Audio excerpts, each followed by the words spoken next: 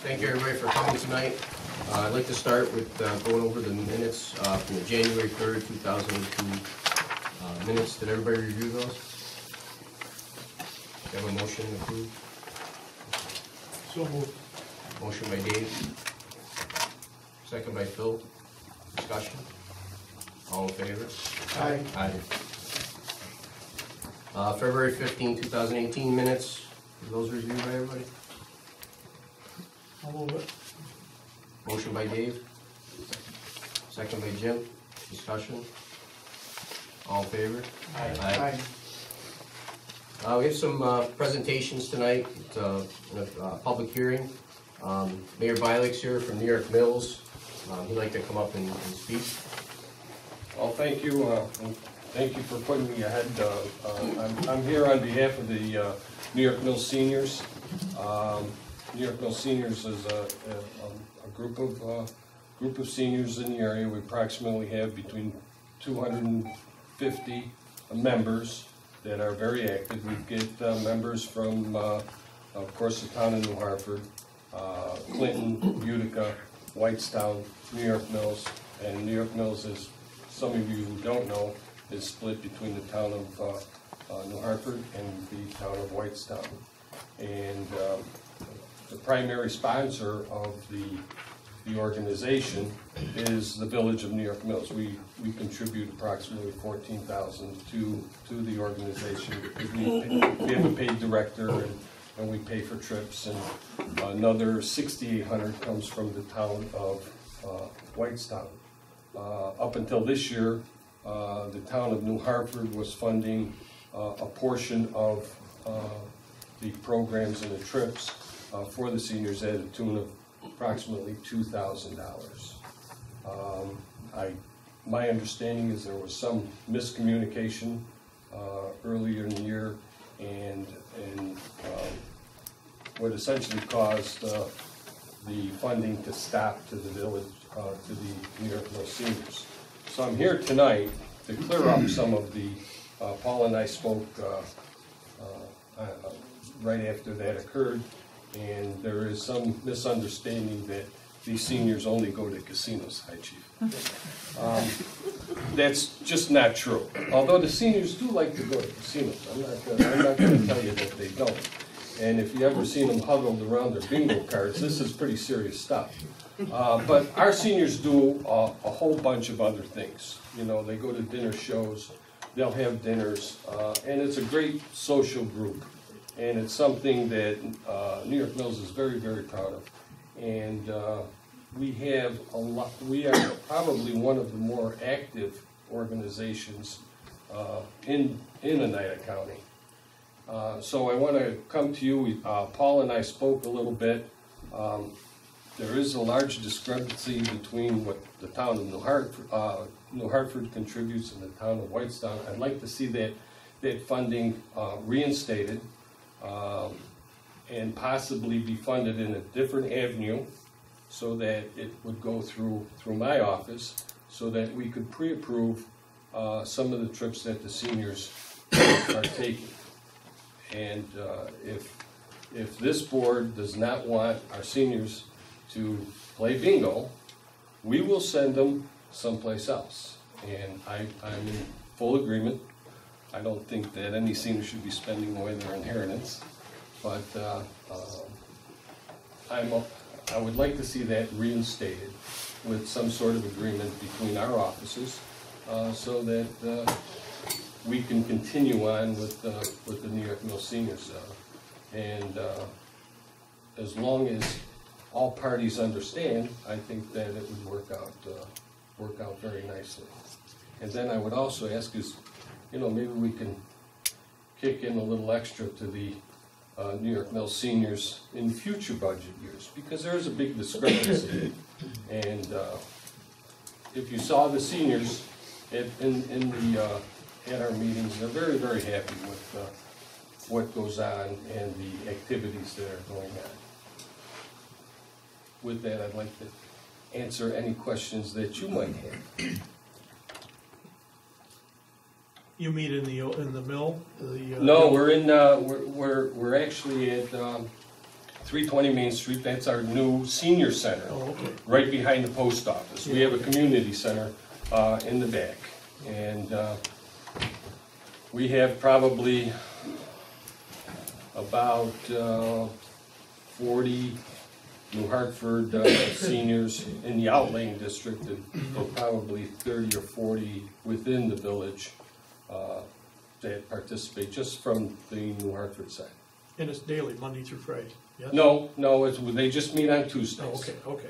And I think where we went off, where we got kind of sidetracked on this thing was that they would set up their organizations a lot differently, where they would say, well, if we're going to the casino, we're going to send that invoice over to New Hartford, because New Hartford always pays for our bingo trip. So, but we certainly don't have a problem with sending them locally, Munson Williams or something local to fill their day. It's important. Yeah, they really enjoy it, and it's certainly a good group. Can you explain or restate how many are in from town Whitesboro versus town New Hartford? Well, let's see.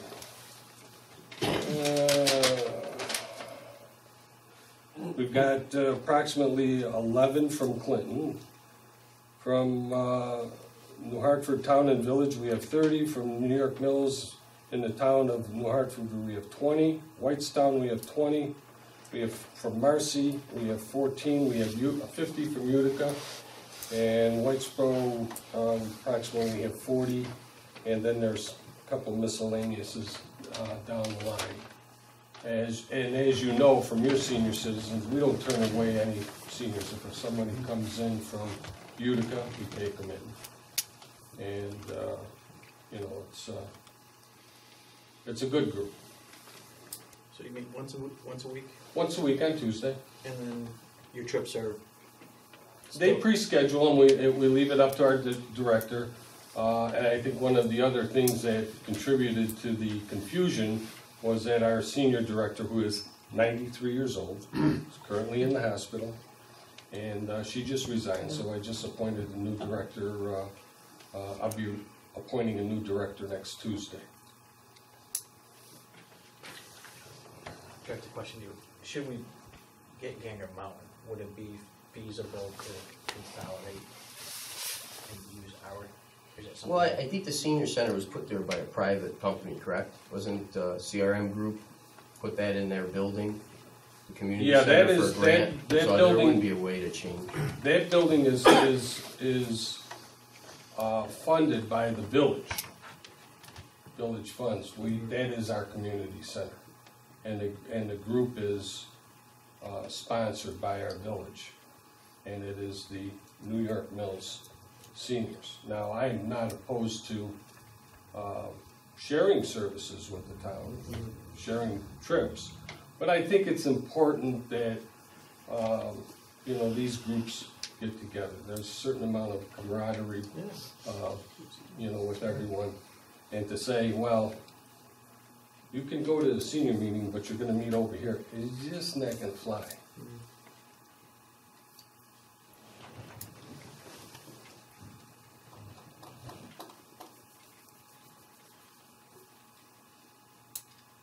The only reason I had an issue with it, because the only bills I was getting was going to the casino, and I don't think the town, as a town, should sponsor casino trips. I mean, it just wasn't right to me. So, you know, I don't have any problems with them going on other field trips or doing other things that are important, but if they're going to go waste their money at the casino, you know, I don't think we should support it. So that's my, you know, I stand by that. So, you know. And that's a fair statement, and you know, but I would like to have a little communication, and that's why I'm suggesting instead of the town of Whitestown, they fund the village office, and we distribute. And if we have an agreement with the town that they're not going to go on any casino trips, then they're not gonna go on any casino trips. We're gonna send them someplace else, and we're not gonna approve the bill, or we're gonna be in breach here. Are you looking for the same arrangement from us to fund your office instead of you sending the vouchers over? Or? Yeah, we could do it in a one lump sum. At the beginning of the year, that's what the town of Whitestown does. Goes into our general fund, and then we pay accordingly. Now, the arrangements that we have with our seniors is that they always supplement their trips. Right. They're never going on a trip for free. Right. Okay. So we basically supplement. And, you know, they are maintaining a fund balance. And that's something, but like I said, it's been that, our last director was there for 19 years, and everything was done this way. So this could be a healthy time to say, we're gonna shake it up a little bit, and we're going to be a little more accountable.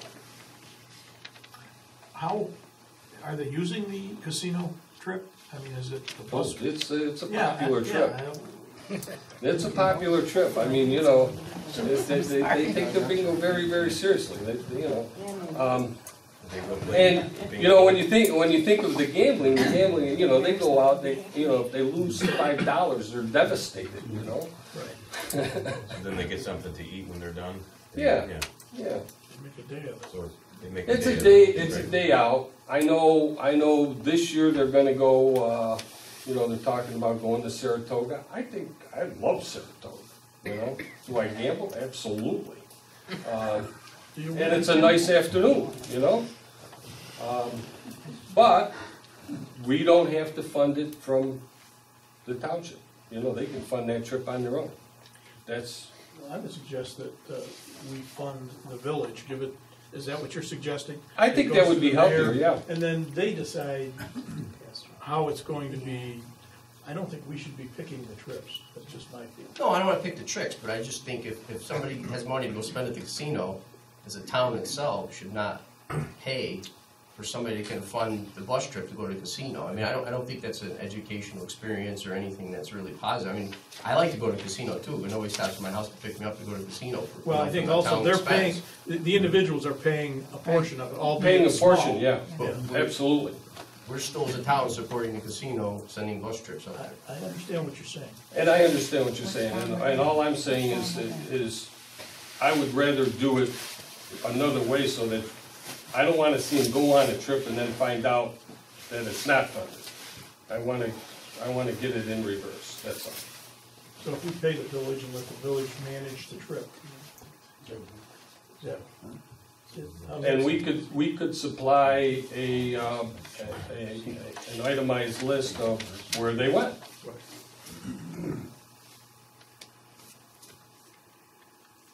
I still don't understand why you're making a judgment call on the casino when this is some of these seniors' desires or livelihood. Just explain to me what your feeling is of Well, not it's agreeing. a gambling institution. If you have money to Right. go, it's not like you say, well, you're gonna go for a picnic to get lunch or it's subsidized because you can't afford it, low income, anything. So that's understandable, but when you're going to a casino to spend money to gamble, you have money to pay for your bus trip. And I just don't feel as a municipality with 22,000 residents, we should fund a casino trip. Could there be a stipulation that if they wanted to go on a bus trip to a gambling casino funded, they would fund that portion themselves? Well, Could that's there what be I'm a saying. could If they go to be a the casino- rider? I'm not saying that to Could there do be the a casino. rider? They could still go to casino. Right. I just don't think the town of New Hartford should fund casino trips. Okay. I mean, no town supports casino trips. I mean, you know, it's not like something everybody's supporting casino trips. Well, we kind You of could do do it. it. Yeah.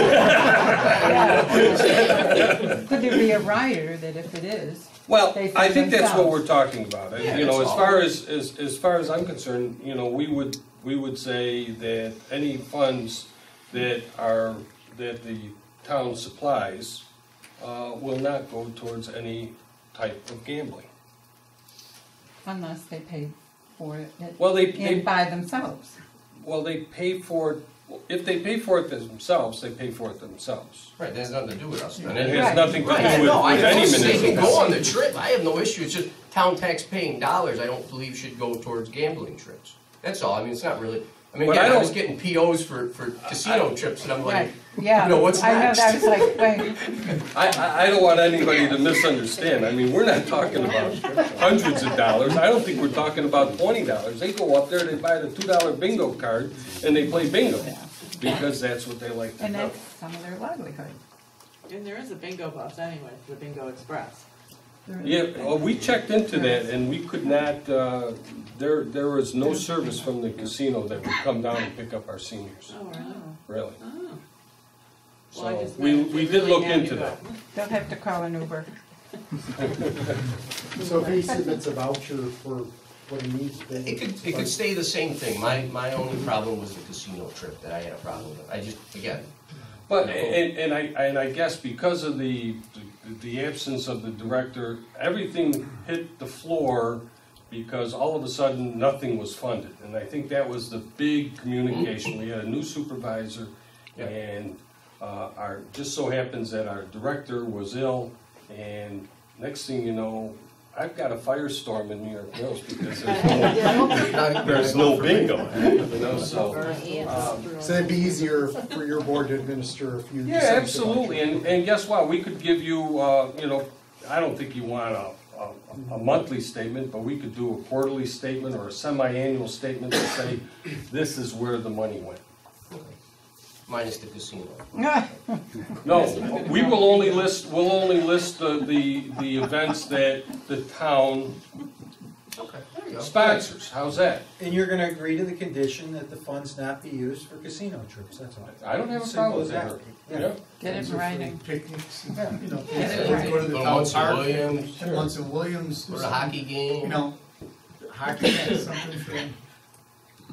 Now, have you got to report to the seniors tonight? How's that going? No, They're waiting outside. seniors The have to police go- officer to go with you. Yeah, no, we're good, we're good.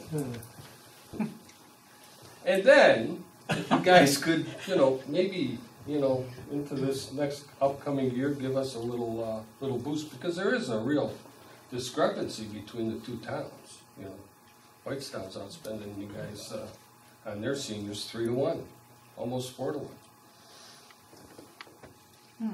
I had to plant that seed, I mean, you know, don't take it to heart, Josh, just, You did a you good know, job. this is just, did a good this job. is light conversation, you know? Maybe they have a lot more old people. Huh? Well, We just look older, that's all. anyway, I appreciate, you guys Yeah, thank you. listening to me, and I appreciate getting in front of the board and everything, and thank you for being so approachable, for us, and if you don't mind, I've gotta get back to New York Mills. Where I belong. All right, good night. Thanks, Mayor. All right, God bless you guys, thank you. Pleasure, Mayor. Thanks, Okay. Mayor. Thank you much. Thank you much. I'll talk to you. Thanks. Okay. Okay. Great presentation. All right, thanks. Thanks, see you later. Next presentation, we get Vincent Xavier from Homeland Towers. Hello. Supervisor, members of the board, as you said, my name is Vincent Xavier. I'm the regional manager for Homeland Towers. I appreciate you having me here tonight to hopefully address any questions the board or the community may have. Just to kind of refresh, as you recall, I was here back in December, and at that time we presented a lease for the board to review and approve. The board at that time did vote to enter into the lease, and notices were circulated as required by the permissive referendum requirements. Subsequent to that, we did make some changes to the lease, including raising the initial option fee and ensuring that all future public notices, the cost of that would be borne by my company. I understand you guys spent several $100s on some of the notices, and we want to make sure that doesn't happen anymore. So we increased the option fee to $2,000, and we added language in there that says public notices are now my responsibility. So basically, in the documents that I circulated, we're asking you to reconsider the lease and basically re-vote on it, and we'll re-public notice it before we move forward. I don't know if you want me to get into the project a little bit. I did bring copies of what our lease exhibit is to refresh your recollection on the design if you want to look at that. Sure, yeah. Okay. Yes.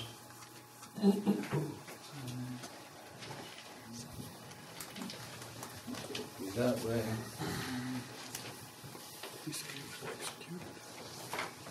So as you know, the plan is to have a 190-foot telecommunications tower on town property just west of Sherrillbrook Park, next to the water tanks that you have in the woods there. Now, we've still got to rezone that, right? Well, yeah, one of the things, Kathy Lawrence was kind enough to point out to us that when the zoning map was created back a couple years ago, for whatever reason, this entire parcel, part of it's green and the black outlined part is one parcel of land. That's the Sherrillbrook Park. And for whatever reason, half of it was designated as park and recreation, and the other half is designated as low-density residential, even though it's part of the park. And in fact, a portion of that is where the water tank is and where this would be going. So one of the things that we're talking about tonight is a local law to create a zone map amendment to make this entire parcel park and recreation. I don't know why it was done the way it was, and I think I talked to Joe, and Joe thought that this may have been some kind of a mapping error. And that would There was have- no reason they It divided. simply mimicked the previous maps that was in force. There was no change, there was Yeah. no desire to change that. But it is part of the park, I don't know that. where the water tank is, and Yeah, that's all fine. That's That's part of the 200 park, acres, that's yeah. part of the 200 acres. okay. So regardless of this, the tower, this has to be done at some point, right? It doesn't have to, but I Well, I don't mean, know why it you needs to be would. addressed. Yeah, it has to be dealt with. That's why I was gonna ask tonight if we can go out for local law to, Yeah. get it done, so. But regardless of the tower, this would have to be addressed before we could take any affirmative action or any action on the tower, right? No. Well, he can get started in terms of, we're gonna change the zoning, we're gonna present a local law now, tonight, it'll come to public hearing 30 days from now to conform this to park and recreation. The fact of it being park, he's still gonna have to go through the abandonment proceedings with the state, But because it's part of the park. Well, there is an argument to be made that it's technically not part of the park because of the way that it was held out there in certain maps, and it is confusing because obviously you already have a non-park use in that area. Regardless, though, based on our attorney's review, as you said, we would have to go through the parkland annexation process anyway, and we're prepared to do that. You know, obviously, if you want to change the zoning now, that's fine. There's no reason for that to hold up us executing the lease, going through the permissive referendum time period, and starting site plan review, because whether or not you have it zoned park or not is somewhat irrelevant to the process. Except to the extent you're gonna have to do the alienation. if it's Well, done. at this point, even though it's not a zoned park, we're Yeah. basically considering It is it a park park. anyway. Yeah. So its zoning really doesn't affect the process we're gonna have to go through with the Right, state so you're legislature. treating it as park anyway. We are anyway, yeah. You know, we will be making a submission for an official determination that it's a park, but all indications say that, yeah, the state is still gonna consider it park. So if that's something you really wanna do with the local law now, that's fine, but like I said, that should not, in my opinion, have any reason for you not to vote on the lease tonight.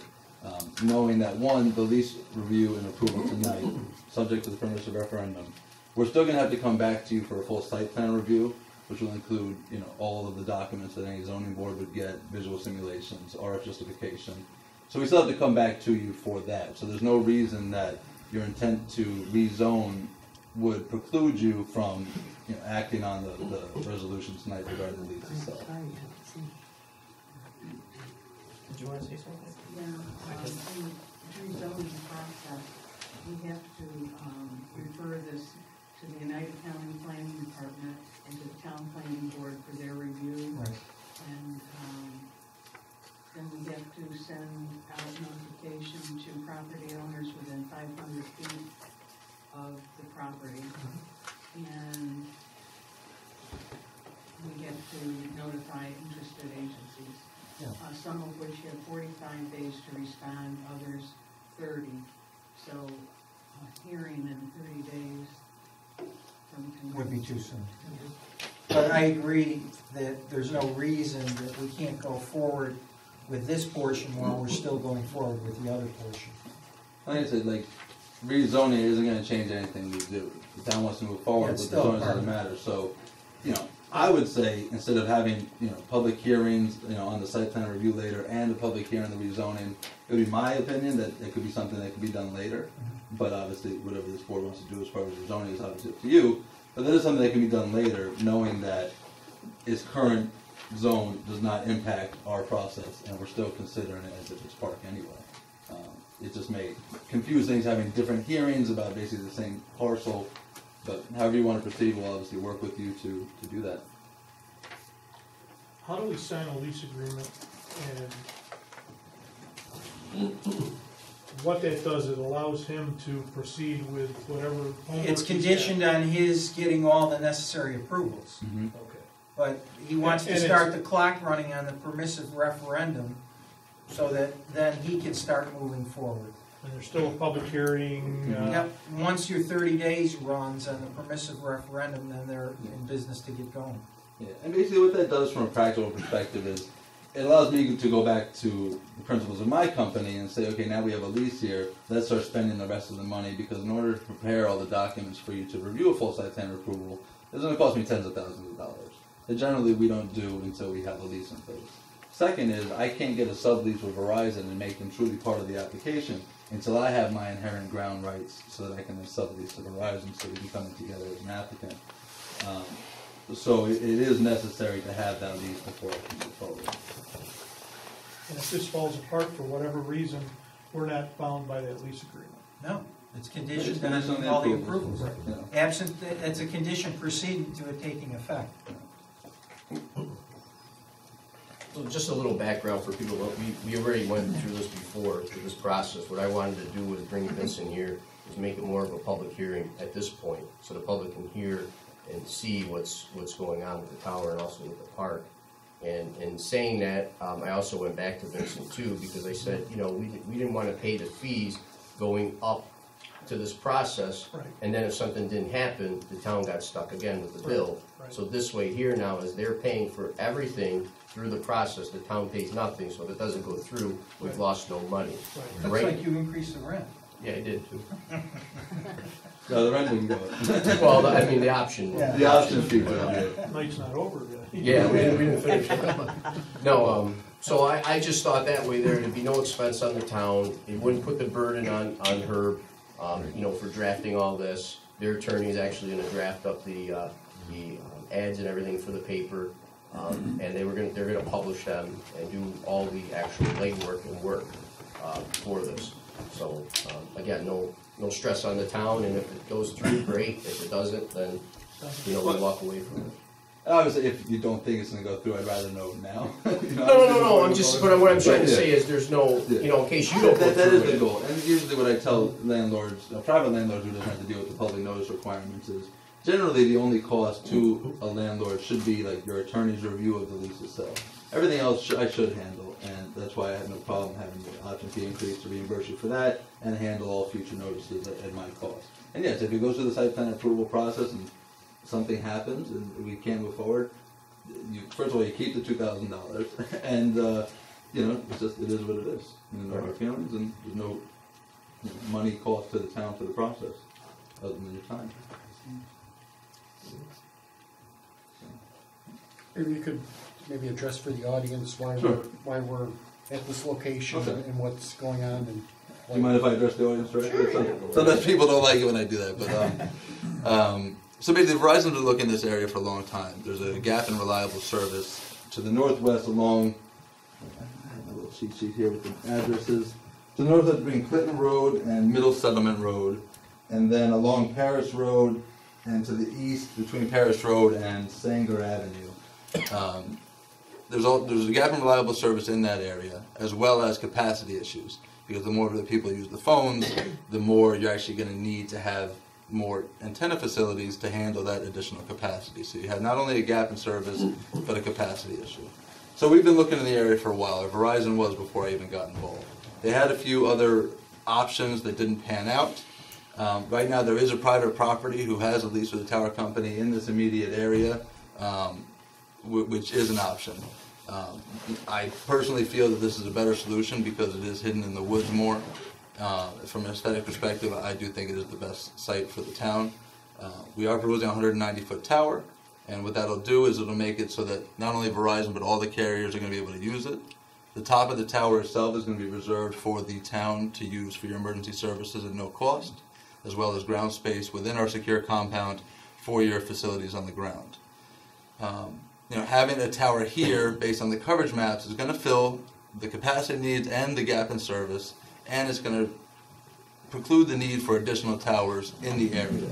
So this one tower will be able to cover the gaps and the capacity, and like I said, have the additional benefit of revenue to the town, use of the tower, and minimize proliferation of the towers themselves. I'm not sure if these were posted online, if you saw exactly where it's going, or if you're familiar where the water tanks are in the back of the park there. But we would go basically as close as we can to the existing water tank infrastructure as possible. We're going to use existing roadways. The utilities through the park will be underground, so you're not going to see any additional poles to the site. And more or less, that's generally the proposed design. When you say a gap in coverage, you mean a dropped call? Yeah, basically a gap. The difference between in-building and in-vehicle coverage, but yeah, a gap in reliable service. The carriers have determined that a neg 95 dB level, and the more negative, the worse it is. Basically, neg 95 is their design standard, which is like 3 or 4 bars depending on your phone. But we're showing a gap in service that does not meet those design criteria for the industry. And obviously, because the carriers have an FCC license, they're required to actually provide this coverage.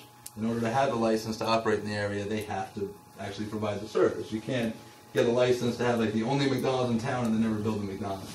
So if you have the license, you have to use it. So they've identified this need and the current and future capacity need, and they're trying to make sure that they have the infrastructure in place to meet those needs. Dave, in our area in the top of Paris, No, we I have to know. go outside our house. No, I know. Use our cell, we can't. I know. It's awful. Yeah. The same, It's there's awful. there's various places. Yeah, there's parts of Hartford. Oh, it's Same terrible. thing too. I don't know that it was your tower, but Tilden Ave, they put a tower up there, and to my knowledge, it has not functioned properly. To accommodate the coverage, Citron Home area, maybe I'm wrong, but my understanding, it does not work. Well, I'm not familiar exactly with what the coverage issues are there. It did help out, though. It did help out, because that's where I live.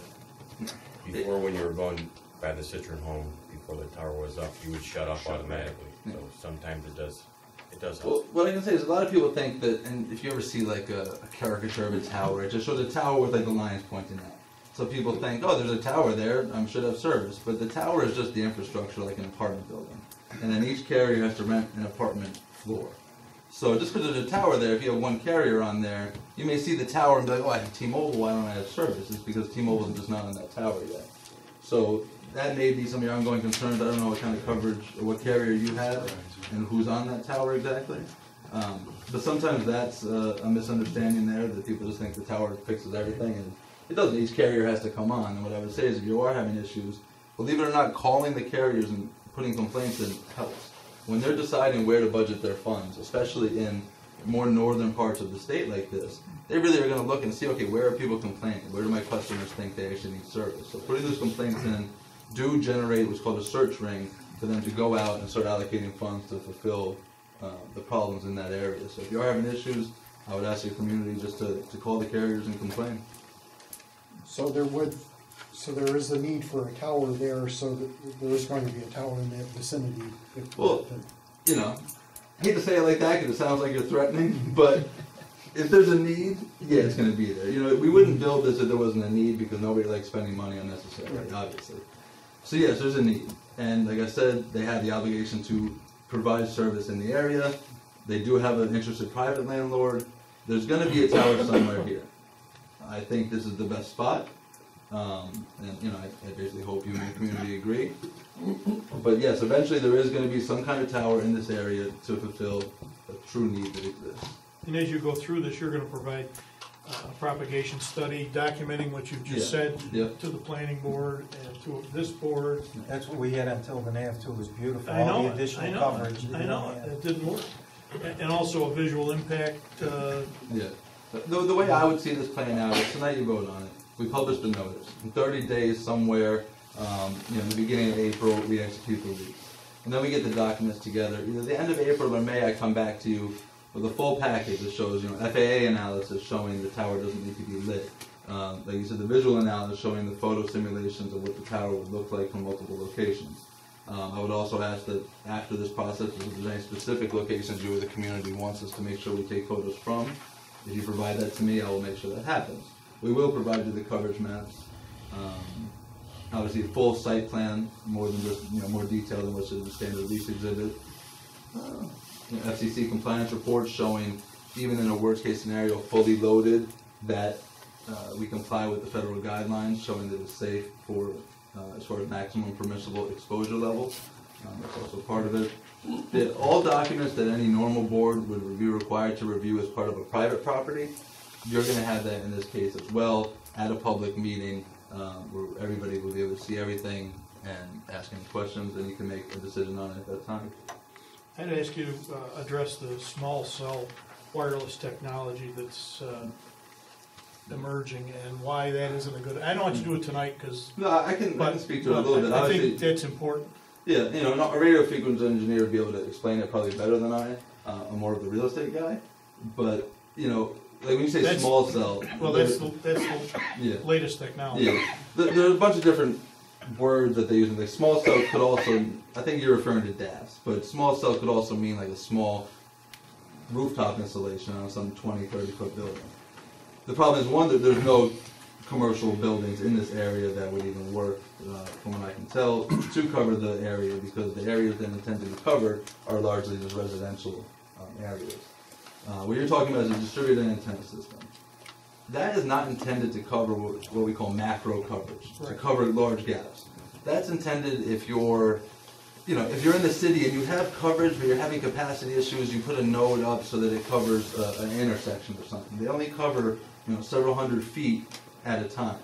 And then in that instance, you're going to be attaching them to poles or something that's literally right in front of somebody's house.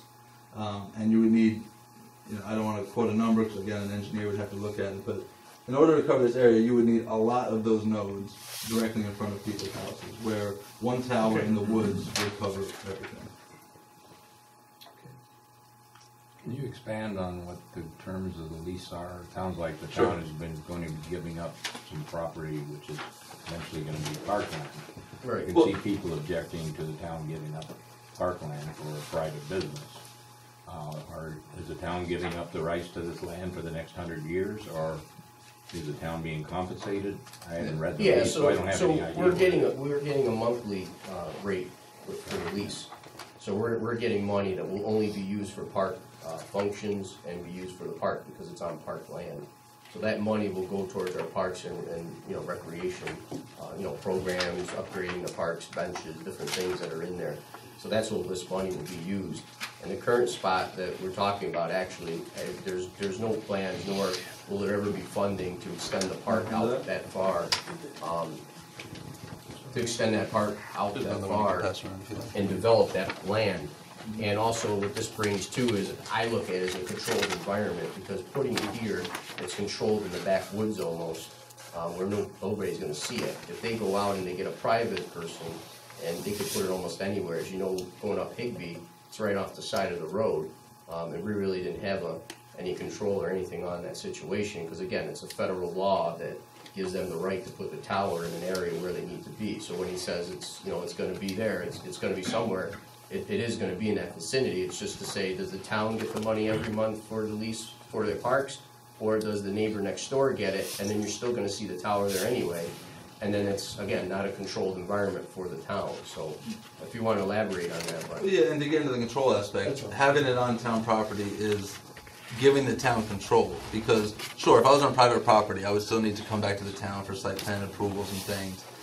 But as the landlord, the town has supreme control over what happens at the site. Because if I ever wanted to do anything to extend the height of this tower to 300 feet, I wouldn't even have rights to do that. I would need to go back to the town just to even get the rights to go to 300 feet, as opposed to a private landlord who may give that more easily and then just go through the approval process. So the town has more control over it. Yes, you have the revenue. Yes, you're going to have free use of the tower. And when you talk about the space, that's why we wanted to put this as close to the water tank as possible, because it's an area that's not really currently being used for park purposes. It's just wooded. The only space we're going to be taking is 75 by 75 feet. So, you know, relatively speaking, it's not that large of an area. It's 5625 square feet. What are the length terms of the lease? Is it 100 years? Is it 10 years? No, I believe it's Is it 55 renewal? years. 55 years. And who has rights of renewal? Well, the renewals are automatic, as long as obviously we're not in breach of any terms of the lease. So in essence, you have the right to that property for the rest of the world. Well, at least 55 years right now, and to go over that, we would need to come back in 55 years and re-secure rights. You said they were automatic, though. Well, Automatic. it starts out 10 years, and then it's an automatic 5 years, an automatic 5 years. Well, there's options. Well, the option period is just this initial due diligence No, period. no, no, I'm saying there's, you have a 10-year, it's 10 years, but you pick, if you want to leave, you can still leave after. Well, technically, yeah. If we wanted to leave at a certain time, yeah, we could. Right, If for some right. reason the tower no longer becomes If used. the town didn't want it after 10 years, can they cancel the lease? No. No. So you're essentially giving up the rights to that property for as long as they want it. Well, for 55 years. 55 years. When you That's said why at there's 55 years, it renews. Renews itself. No, at 55 No, no, no. years, our lease ends. It Oh. ends. And then we would have to come back. renegotiate. Thank you. Do you have a contract with Verizon in writing that they are going to occupy that? Well, I tower? don't have the contract in writing per se yet, because I cannot give Verizon rights to space that I don't currently have rights to. That's why I need the ground rights myself, so that then I can sublease to Verizon. Verizon won't enter into a lease to So me. you don't have a guarantee? Well, I do have a guarantee. I have a general build-to-suit Verbal. contract Verbal with them. Yes, but I wouldn't think be he's here. got I'm some not- other ones with him. You wouldn't put a tower up if. No, this isn't Field of Dreams. This isn't build it and hope they come. This is not speculative at all. I will not build this unless I have a carrier immediately to go on it, because it's going to cost me, $400,000, $500,000 to build this tower, and there's no way my company's going to be willing to say, yeah, Vince, green light, go ahead, build this tower, spend $500,000 and hope somebody comes. So you don't work for Verizon? I work for Homeland Towers. Yeah. Verizon is my client. To do this. Yeah. This is not on spec. Verizon told me to come here because other companies failed. So they told me to come here and fulfill the need. So this will not be a naked tower up there with nobody on, just hoping somebody comes. Ralph, did you want to answer? Did you say you talked to the FAA on that? We haven't gotten the full FAA review, but we will prior to site plan approval, yes. Because you're about 4,500 feet off the end of my runway. Oh, yeah. All right, I had to relook at your runway, but we will have FAA clearance, or we won't do it. And just so you know, this right now is just so they can start doing groundwork. It's just to secure them. If things are good, we can go forward. But again, if something isn't right, it's not gonna happen. So it's again, no loss to the town. It's only a gain if something happens. It's a loss to no one except for them for paying for the option fee at this point. So they still have to go through all the review process, all the public hearings, all the planning board. This is just to say, giving okay to go ahead and do those things. Well, just to correct you, I apologize, not the planning board. It would come back to the town. Oh, board for I'm sorry, approval. right. Yeah, we're gonna act as lead Right, agency, yeah. so it Yeah. comes back to us. Yeah, but yes, at that time, next month or so, I will have FAA review, and if they tell me it's a no-go, then it's a no-go. Well, how does the height of the tower sync up against the current town laws? Is the height? Yeah. I Well, I guess thought, the federal laws absolutely supersede the town or state laws anyway for the height of the tower up to 190 feet, and then it becomes. Well, basically, we have to basically come back and justify why we need 190 feet and why lower heights wouldn't work. And again, you want to make sure the tower can fit at least the 4 currently licensed carriers in the market. Each carrier needs 10 feet. So 190-foot tower, Verizon will get 190 to 180, 180, 170, 170, 160, 160, 150. So you need to make sure that the tower works for all the carriers. And it is a large coverage gap that they're trying to fulfill. And when I came to that, Verizon's the one that told me that's the height they needed. So we'll be able to provide coverage maps showing that that's the height that they need. So Vincent, you said we know it's a wooded area. Yep. Does the carriers, is it above the tree line, or is it It'll be still- significantly above the tree line. Trees in this area, average 75 feet, so 195 feet. It is going to stick significantly above the tree line.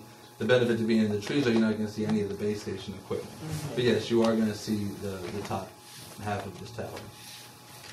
And through these towers, are there health related? Any studies done? There's studies all over the Being in a place. park. What I would direct you to is either the American Cancer Society, the National Institute of Health, which has well looked at this. Federal guidelines, whether it's town or private property, preempt local governments from considering the health as long as it complies with the federal regulations. That's why when I was speaking before regarding the FCC compliance report, we'll basically show you studies that say if this thing is fully loaded, what the maximum permissible exposure levels are. And let's just say, generally speaking, the way I understand it, the federal government looked at this and they said, okay, 200% is safe. We're going to cut that in half, make it 100% is the maximum permissible exposure level.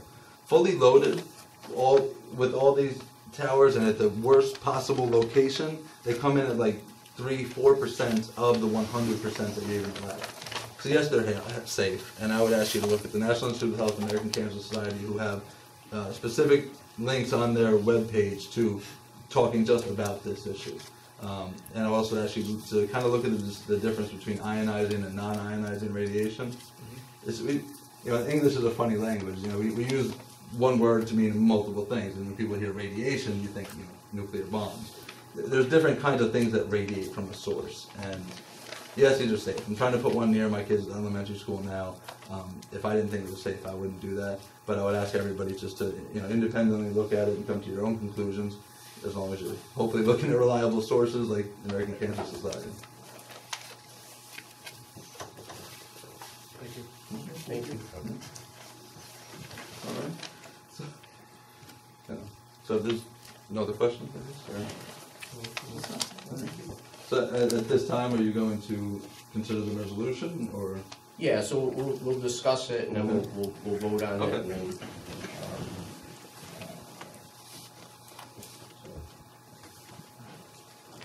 you want to finish the public hearing? Somebody here, you go right after that?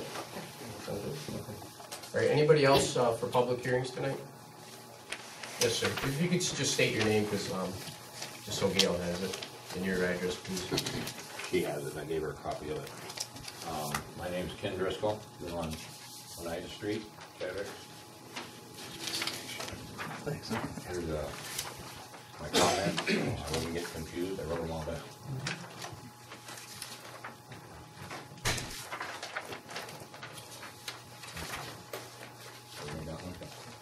Okay, essentially, I'd like to first off thank the town board, the highway superintendent, and all the members that have started working on cleaning up our creek alongside of our house to take the fill out of there. So the issue of the creek in the neighborhood clearing the fill occurred over the last 20 years. That's been building up for the last quite a few years without any maintenance at all on it. So now they're at least trying to take the fill out and expedite the flow. But I also want to express my concern about things that aren't being addressed there that will continue to cause problems in this area. A few years back, I don't remember, back in 10 years ago, they put in a cattle gate across the creek to stop debris from going down and plugging the culvert.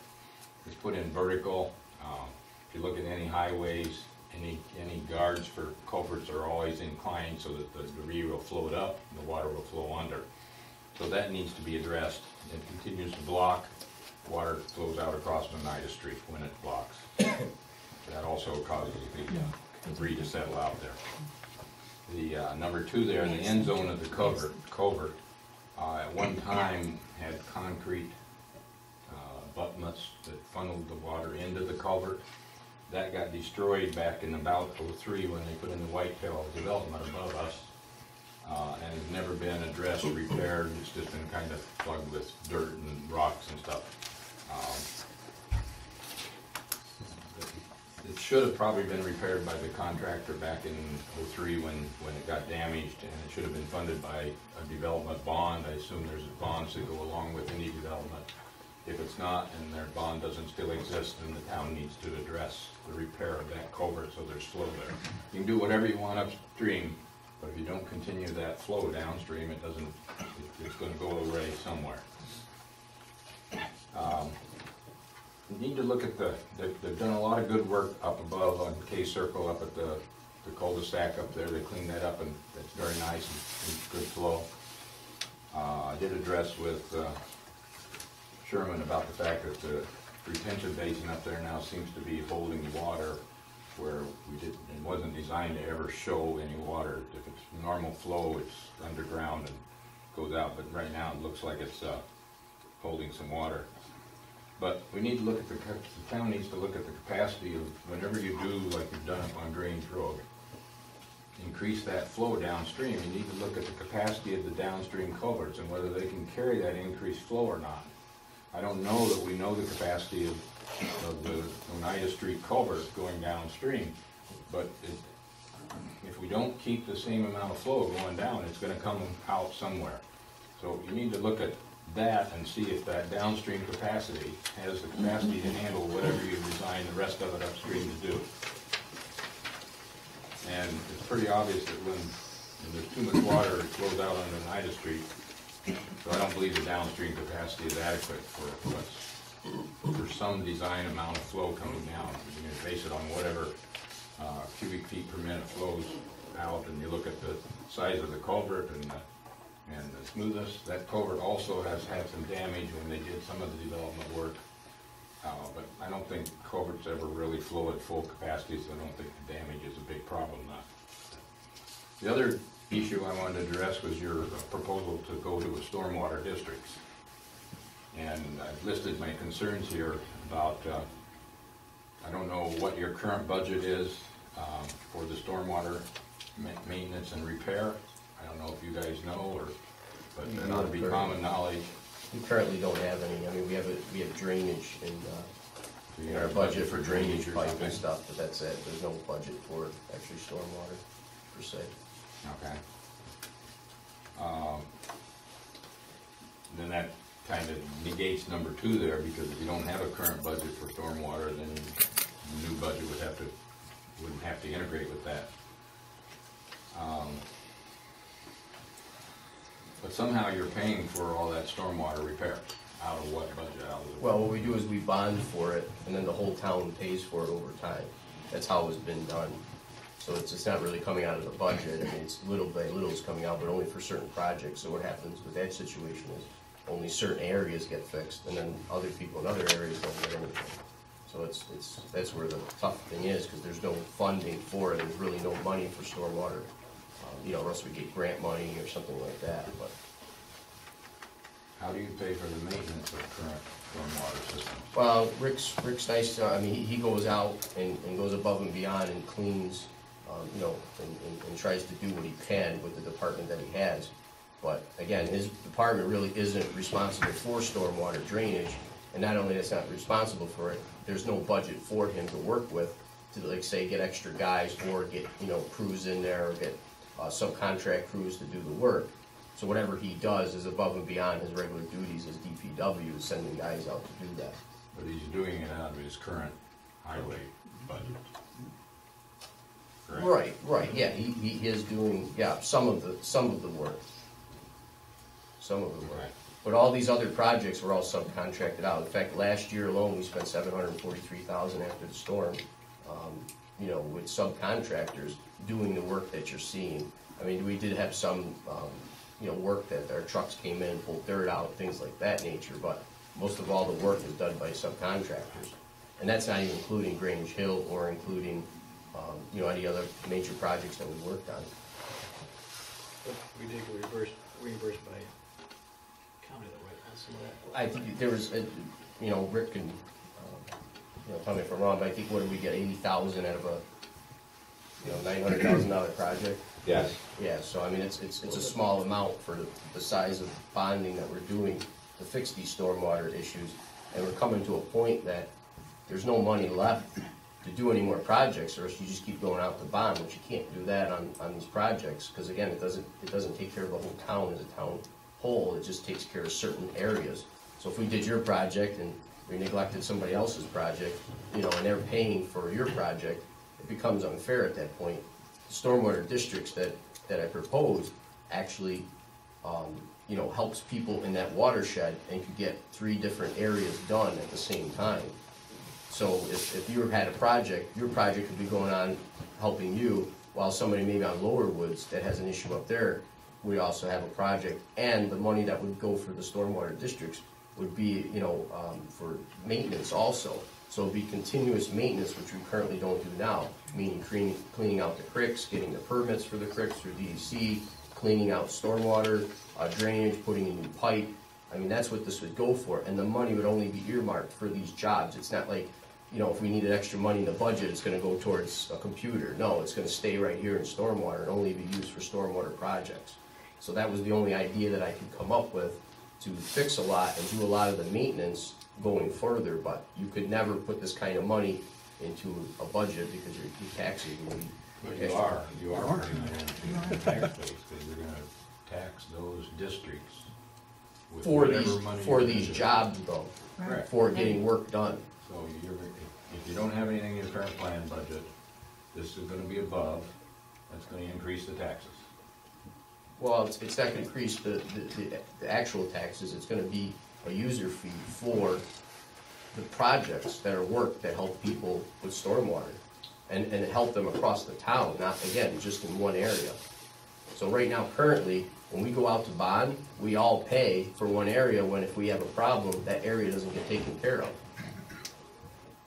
And it comes to a point, there's no money for maintenance, so do we just not do anything, or do we come up with a program? So I thought if we came up with a program, this would actually help take care of the maintenance in the areas over time, not, you know, and be more proactive instead of reactive, meaning now it's reactive because we have a flood, now we go in and spend money, and last year, again, we spent $743,000, you know, came out of fund balance. So, you know, that's where the money came from. So however you look at it, you gotta pay some way, but this way here, at least it's geared towards just this. So the money that you spend for stormwater goes towards stormwater. It doesn't go towards anything else. You know, it's not for programs or, you know, trips somewhere or anything like that. It's gonna go towards maintenance. So you see guys out on the street in the summertime, in the springtime, doing this work. It's gonna be earmarked for that, and it's gonna make it that it gets done. How are you gonna collect this funds? Well, it'll be a user. Your taxes, isn't it? Well, it'll be on your tax bill. Right, so. Right. And if it's all above, that's gonna increase by whatever percentage you're talking about now. The current tax base, if you're gonna put a 2% tax on everybody in that district, their taxes are gonna go up 2%. So that you can now take that money and put it into your stormwater fund. I mean, you could look at it a few different ways. So yeah, if you look at it that way, it's an extra charge. But the only way to do that is if we just raise taxes this year, that money can go towards anything, right? So this year is gonna go towards, we need a plan. The only way to have a plan is to charge for just one item that it can only go to. So it would just go towards storm water. So this is earmarked. So we'll have maintenance schedules, and these are the things that we will do every year, doing it this way. If we just raise taxes, then it could go towards anything, and somebody decides they don't want to put it in stormwater. What's the benefit of breaking it up into 3 funds versus one fund across the whole town? Well, which has been the basis of town government for the last 200 years. Well, the three funds was because of the different areas of issues that we had, and there were different parts of you know, Mud Creek. I wish you were here last meeting, because we actually went through this with the engineer, but it actually showed the different areas of being affected. So each area was different, so some places need different kind of maintenance, different projects than other areas need. Yeah, but so that's the same across the whole town for everything associated with pavement, trash collection, with any I mean, kind of we stuff. could do one district, but it's still the same charge. So again, if you look at it, it's still the same fee. It just breaks it up so we can work on different projects at different times. But it's gonna make your budgeting and your management of your funds more difficult, because you're now gonna have to maintain that 100,000 you collected in District 1 can only stay with District 1. It can never be used in District 2 or 3. Right. He never has a flood. You build up 200,000, 300,000 the next year, you can't access that funds. Well, I can tell you, every district has water issues and water concerns and water problems and needs maintenance. So most of that maintenance fee that's So there. then why isn't it just even across the town instead of 3 separate districts? Because one of the reasons is the commercial district is gonna bring in more revenue, which we have one of the major problems that we have to put in, storm drainage and also to a retention pond that I don't think the rest of the town would wanna participate in, which they're gonna take the bulk of the maintenance that's in that district. But they have been participating in it for the last however long the town's been in business. I'm sorry, for what? What are they participating in? Any retention basins, any maintenance, any work that Rick has done has been funded by the total town, not by just a small district. Right. So, Right. Different. But again, it's not working what we have. If it was working, it would be great, but it's not, because again, when the It's storm. not working because you're saying all you're gonna do is increase taxes so you have money to fund it now. Whether you're doing it in 3 partials or 1 partial, you're talking about an increase in the tax base for the town, so they have money to do the stormwater. And that wasn't addressed in any of the stuff that was discussed in the last few meetings, that in essence, it's an increase in the town taxes. Well, I don't look at it that way. I look at it as a user fee. I guess it's different. Okay, there's a user fee for the whole town, in essence. It's Well, an each- increase in the each cost to district. live in this town. For stormwater drainage and maintenance, yeah. Yeah. No different than any other. But next year, when you implement, if you do implement this, Right. either singly or in 3 separate districts, there's gonna be an increased cost to live in that town. Right, to So that get you to get get more a money service to fund done. Yeah. Right, to get a service done. That's what it is. Well, it seems like it's easier just to increase the taxes and allocate in your budget for stormwater maintenance. That's my own You know, opinion. Okay. just the only problem is it never works that way. Well, if you allocate those funds to that only, and they can't go anywhere else, it does work that way. That's what you're essentially saying you're gonna do by making 3 separate stormwater districts with a user fee associated with it. The funds can only go there. You can set that up in your tax base. Okay, that's my opinion. And I don't know whether people support me or not, and I told them to come and say whether they liked it, didn't like it, or what. The other question I had was, the company that you're dealing with, that was discussed in the last minute out of Syracuse, who's paying for their study, their effort? Are they doing it out of the goodness of their heart, or have we funded them to look into this? Oh, you're talking about Bartlett Judas? Yeah. Yeah, we're funding to look into the project. But then if the districts get created, we get reimbursed through the district process. Yeah, how much have you funded them? We haven't funded them anything yet. You just said you had funded them. We gave them the approval to go through for the meeting, or for the plan and review. And you don't have an expectation of what that's gonna cost the town? About 15,000, about 5,000 per district. And what's the definition of their effort? What have you asked them to do for this $15,000? Well, they're gonna put together what it would cost each district, the maps, the meets and bounds, all the information associated, the need to go to put the law together, to go out and get the storm districts done. So they're actually just working on how to establish stormwater districts. They're creating maps as to the specific areas and a plan as it relates to a fund for O&M or for improvement. They've done it in several other communities. They've done it in Yeah, other towns. Syracuse. Yeah, they've showed us all. They've showed us all that it works. They come up with a dollar amount too. Absolutely. Right, oh yeah, per household and everything. And when do you expect that results to be in? Should be in the next few months. And it'll be presented at a board meeting? Oh, yeah, or everything is. Public hearing. Sure. It'll be online. Okay, I think that addresses my questions. Anybody else have any questions for me? I have one. Yes, sir. For those, this goes back to the board. If you could just say your name and address, let's just, Gail has it. My name's Phil Brockway, I just assume keep my address private. It just addresses everything, the entire town, just not my residence. I have flood problems. My question back to the board is, do those districts encompass the entire section of the town, or just those residences that have flood problems? I mean, unlike a water district where I use the water on the property, or a sewer district where I create the sewage on my property, I don't make that flood water. It comes from the watershed, the other parts of the town. Will those users be a part of that flood district also? Will they pay their portion of that? The whole town pays. Everybody pays. The whole town is so it's just three quadrants. There's three separate areas of the town that are going to pay them out. Every resident in that district, which goes right to the town lines. Correct. That's my question. Yeah. Anybody else? Yes. Mitch Ford from Wills Drive, Hartford. I just have a question. These user fees, are they going to be the same for each district, or are they going to be adjusted?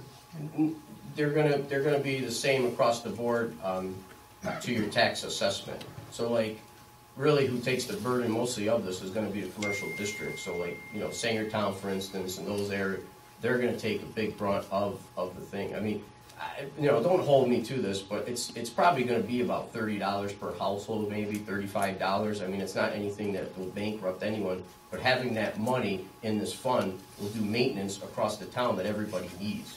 I mean, we must have had 100 calls on the last flood, our time when we had the rain and the ice blockage and everything. You know, people need some help with maintenance and getting these things taken care of and getting them under control. You know, again, this is not the end all. It's not going to stop flooding with Mother Nature, of course. But at least what it's going to do is at least it's going to, you know, clean things up, fix a lot of our broken, you know, stormwater drainage pipes, our culverts. I mean, I was just on site with a resident the other day where it was all undermined near the road. The railing was, the guardrail was all undermined, and the gas pipe was exposed from the street because the flooding was so bad. Now, again, you know, the town right now at this point can't go to all those sites because there's many of them and pay for them with our current budget. It's not going to happen. And then how do you tell all the flooding victims that we can't help you because there is no money? So again, this here, you know, again, I look at things different. This is geared towards just stormwater districts. So if these people pay this fee, if I'm here next year or not next year, whatever it might be, whoever's here, going forward, this could only be used for this. So next year I could put in my budget for stormwater, and then, you know, in 4 years or 3 years, I'm not here. The next supervisor might say, well, I'm not going to do anything with stormwater. So guess what? All the maintenance that we've done all those years, it stopped. And it has been wasted. This here will keep a program in that will continually maintain stormwater drain issues forever and is made to do that. I understand that, but he had a question. Yep. Each district, the funds are non-transferable to another district. Correct. So you might have a district that has a lot of money into it, and you have a district, First Ward, it's nailed flooding all the time. We'll be using that a lot. Right. Well, that's why the engineer, Mitch, is trying to project a reasonable cost, and one major component is O&M. And as Paul's been working very hard, because we have a lot of detention basins and ponds, haven't been touched for years. So I think one of the things, Paul, you're talking about is bringing people in every year that can do cleanup Keep and the maintenance maintenance. going. So they're not just picking a number and they're going to build up this huge reserve fund. What Barton and LaJudas is attempting to do is create a realistic number that would be needed to use to help Rick implement this O&M on a regular basis. So there shouldn't be any huge fund. But my understanding is... I'm sorry, Jim. No problem. It's all right. First Ward, obviously, we know. It's where I live. That's right. You know, if we set it off, you know, a fee, we don't know until it gets back from the engineers. it could be 35. First ward, based on what's going on, it could be $150 per household. I don't know. You know, so based on what needs to be accomplished. Now that is it's sliding, so as things get accomplished, that 150 can go down, or it can go up to 250. We don't, you know, I mean, that's the whole point, because if things change, like you said, Mother Nature might come in, but, I mean, that's a reality. But it can only go up again, it's gotta go through this whole thing. have to start from You gotta scratch start again. from scratch. So whatever the fee locks in at now is what it stays at. If we have to go through it, the residents can come again in a public hearing and say, you know what, I don't wanna do this, it's not working, let's not do it at all. But there actually will be a public hearing, he'll be here, he'll have figures and be able to justify, hopefully, why the figure is that amount. But I don't think it can be a sliding scale, Jim. I think once you lock in the fee, that's the fee. If you want to change it, you got to start from square one again and have a map and plan, go through public hearing, and then adjust it. Again, hopefully they look at all that. Yeah. Because the last thing you want to do is go through this and then say, okay, now it's higher, you know? Or what about going lower? If we realize that, you know, in X amount of years, nothing, you know, no new things have created, so to their point is now we have this excess fund balance, if you will, and we're utilizing some for maintenance, but nothing's going on, so you're sitting there, and it's growing. That's, I mean, that's my point. that's your point. Yeah, So well- we would then be able to say, okay, from 30 to 10, right? Oh, yeah, that's True. Listen, I don't Through the want to, same I don't want to process. build Right. a fund. Same process. I got you. Well, again, it's kind of like if you have districts that don't use as much as them, they don't get any maintenance at all. By having their own district, they at least get some maintenance, so it doesn't get worse all the time. I think we're also taking a harder line on any development that goes on. Holding the developer responsible for the drainage going long-term, holding a bond longer, increasing the bond, so that what they did this year, 8 years from now when it fails, we have a mechanism to go after them. That's good. That's very good. See, my objective is not to grow funds. I don't want to be. Listen, I don't have any stormwater issues where I live, you know. But guess what? The guy down the street from me does. It gets flooded. But if we all don't do something, then no one wins. And what do you tell people when they come and say, listen, my house just got flooded, or my, you know, everything I own is gone. You know, so you have to do something. And the only idea that I came up with was this, because again, putting it in a budget is not going to secure it long term. A lot of things that we've done before is, you know, you get one supervisor and one town board to put something in the budget, and it goes away, you know, and then it doesn't happen anymore. This year it was something that long term, even when I'm gone, it'll keep happening. It'll keep getting the maintenance. You know, now you can actually put somebody to the nail and say, listen, this needs to be done. We can't do that now. You know, I mean, you know, we can only push Rick and his crew to do so much. I mean, you know, when they're out paving, guess what? Stormwater drainage maintenance is not getting done, and it's not his fault. He's got a job to do. So this here will be money that, again, it's a constant maintenance every year. The same thing. It's getting done. The creeks, people are pulling permits every year to you know, dredge the creeks and clean the creeks and do that. It's going to be something that will have ongoing maintenance. That's the key to that. Yes, ma'am. Does it put any equation into funding more manpower to accomplish what you're talking about? Most of this will be subcontracted out. Retention ponds will be subcontracted out to be cleaned. Most of the maintenance will be subcontracted out. Or we will do summer help. In the summertime, we'll add more summer help in, so we don't have to pay long-term benefits and make this you know, a big department to do this work. So that's where I'd be looking at. You know, I'm not looking to hire more people. I'm looking Well, to. you've bought a new digger, so don't you need more manpower to Well, the use digger, this the device? digger is not only for stormwater drainage, but the digger is also for sewers. It's also for other work. We use it for, you know, when we do paving, and there's a lot of things that the digger is used for.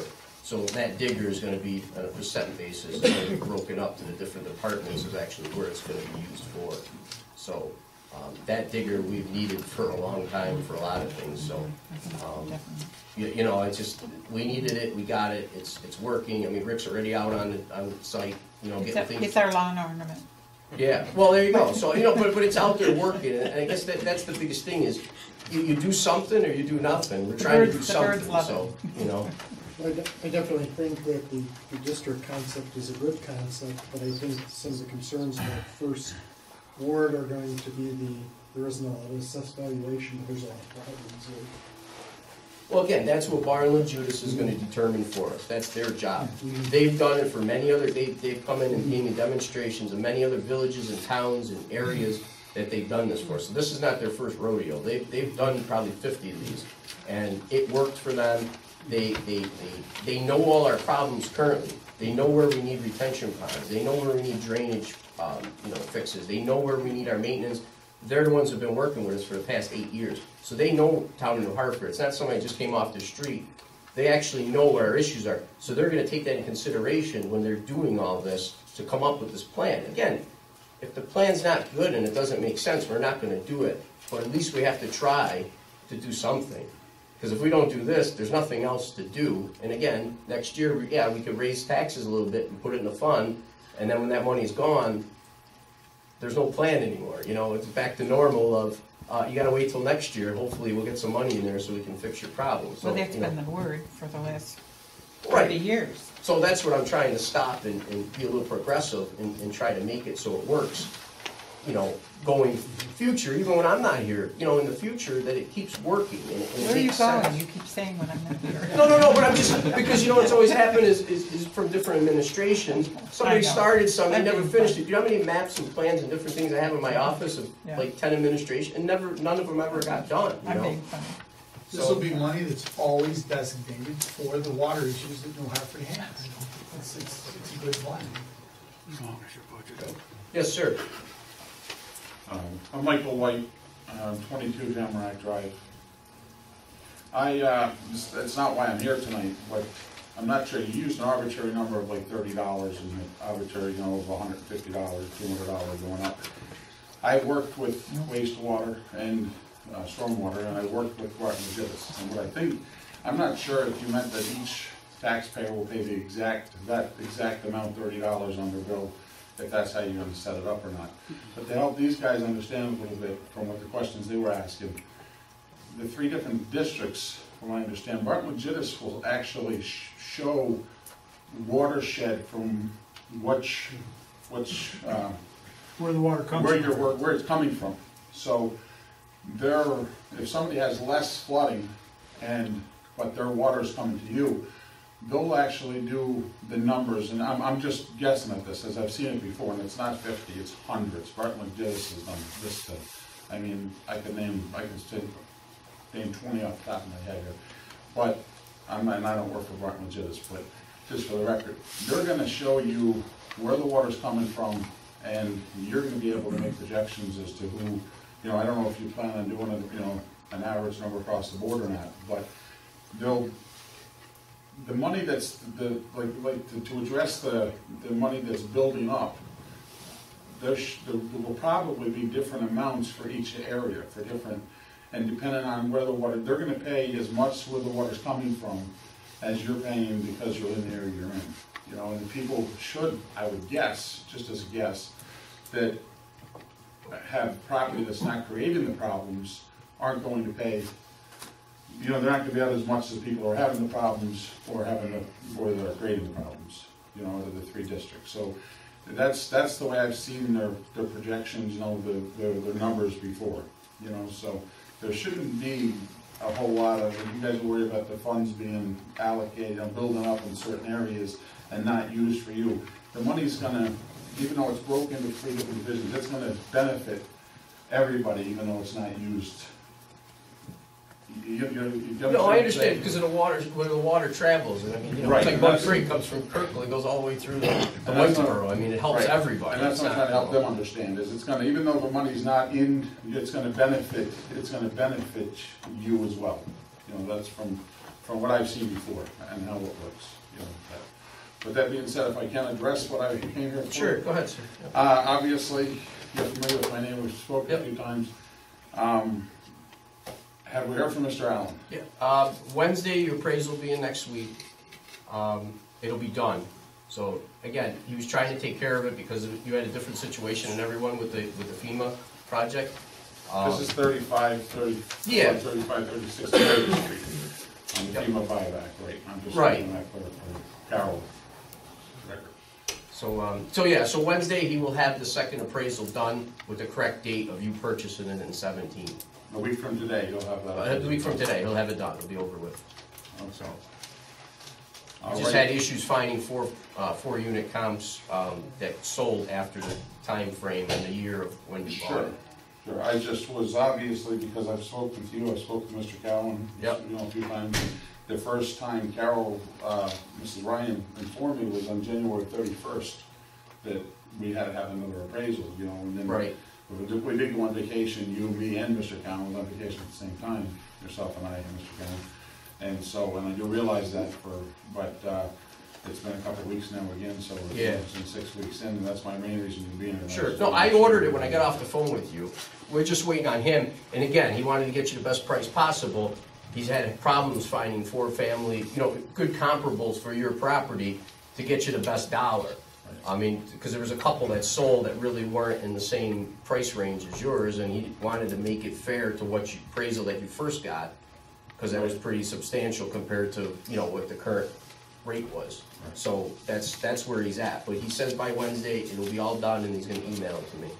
So in fact, I got off the phone with him at 3:30. Just to put on the record, you did receive the records from Bob Core as to the situation that me and him had. Yeah, so you currently have a land contract. Correct. I received the land contract. Bob Core still currently owns the property for deed and title, owns the property, but you have a land contract with Bob Core.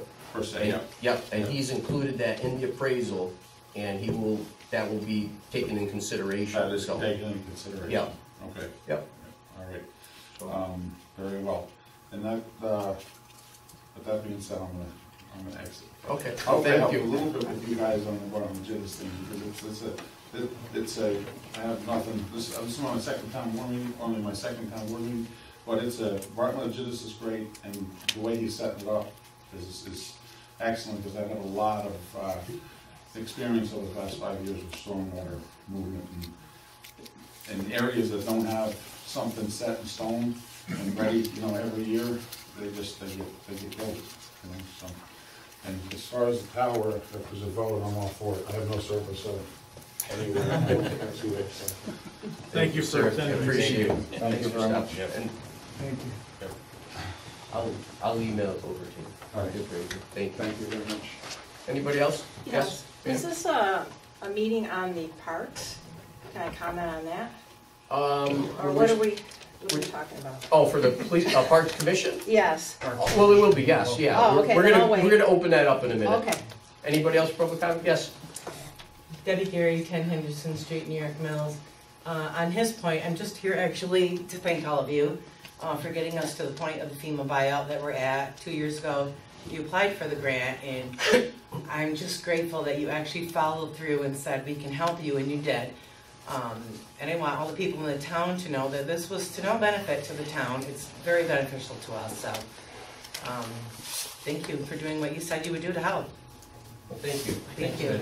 Appreciate I it. just want to thank you all personally. You worked really hard, and Carol and Gab too.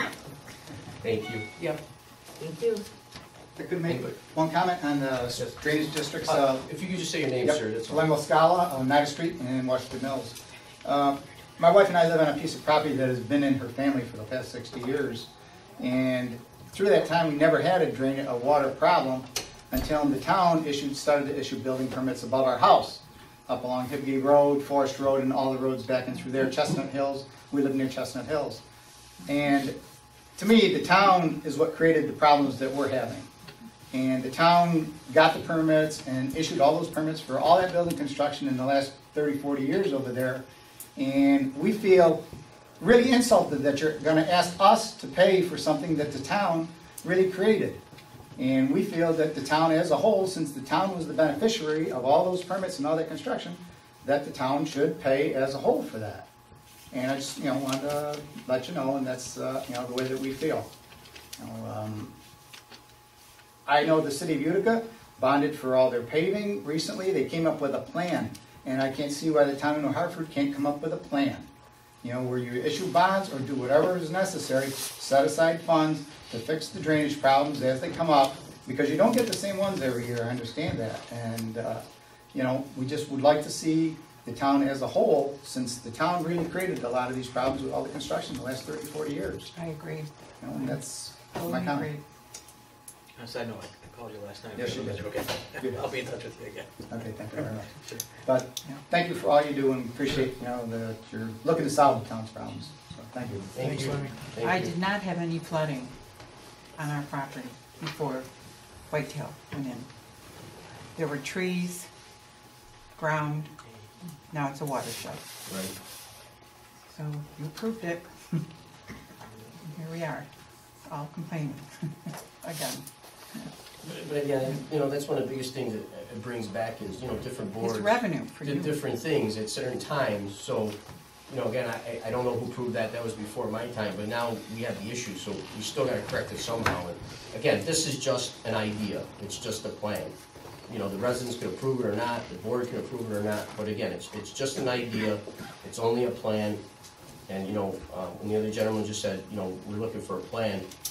This could be a plan that's long-term over time, not next year putting a few dollars in the budget, and then again, the following year not having it there, and then we don't do the maintenance again, and now we're back to square one again. So this is mostly for maintenance across the town. So even that you might not flood, this will still be maintenance to clean out, you know, stormwater areas where you are, you know. So, I mean, again, this to me is a user fee, it's a cleaning fee, it's a maintenance fee more than anything else. And it's for the cricks, for everything. So it's even that somebody came and built, cricks still are filling up with silt and debris that need to be cleaned regardless of any developments. So it still has to have a maintenance plan in motion to get these things done. And again, you know, I'm open-minded, so anybody else can come up with a plan, but to bond anymore for big stormwater or even maintenance, you know, we can't bond for maintenance. Where does that money come from, and how do we do it town-wide?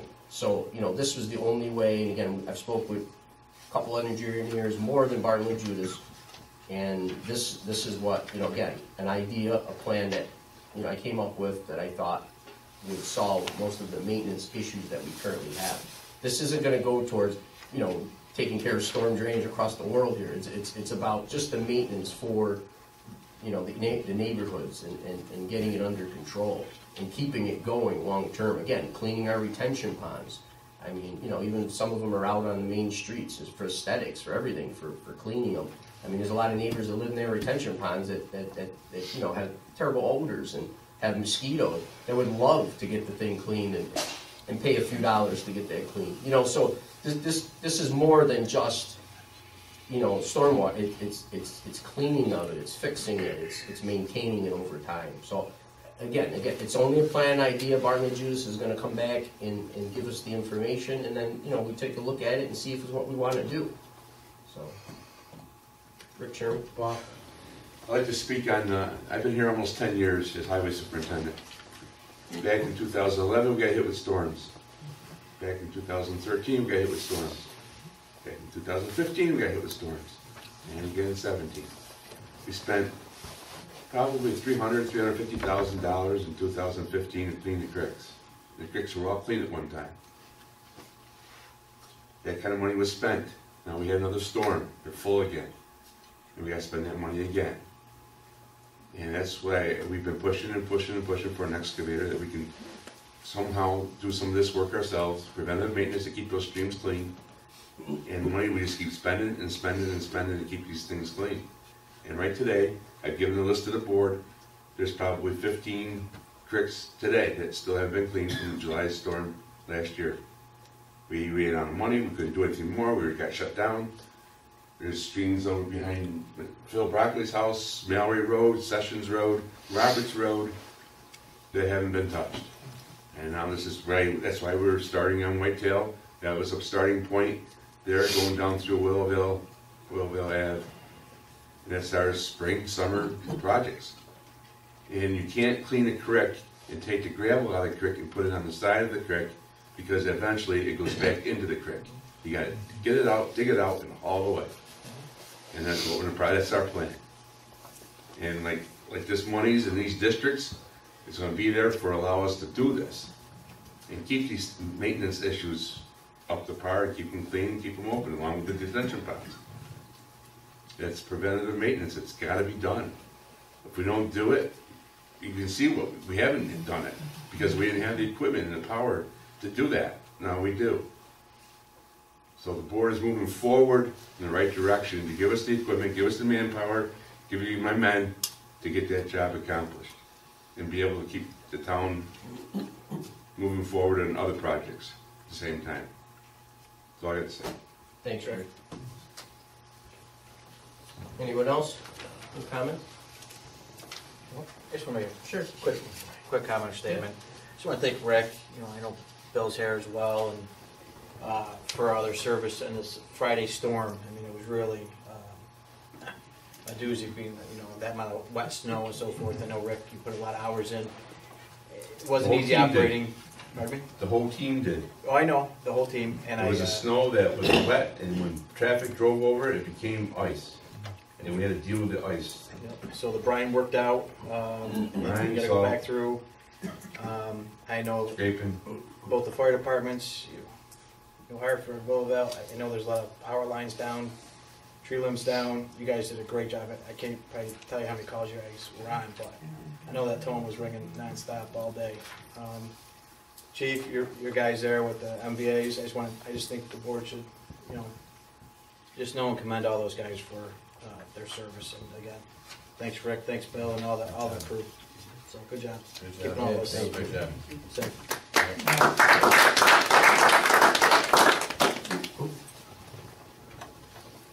Any other comments or concerns? No? Okay. Next thing on the list is the local law and introductory aid for Parks Commission.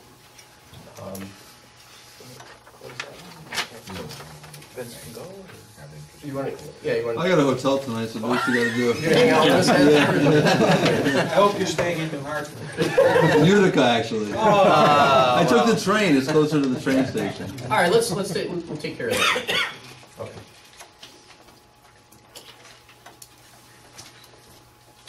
So any discussion on the Homeland Towers for me signing the option for the tower? Anybody? Make a motion to proceed with signing the agreement. Or are we going to redo the same resolution that we did before? Do you need the resolution redone as well? Yeah, because we had to redo the notice, so I'd actually re-vote on the resolution. I have a copy of it, but the last one I sent the supervisor. Do you have the resolution? I only have the old one.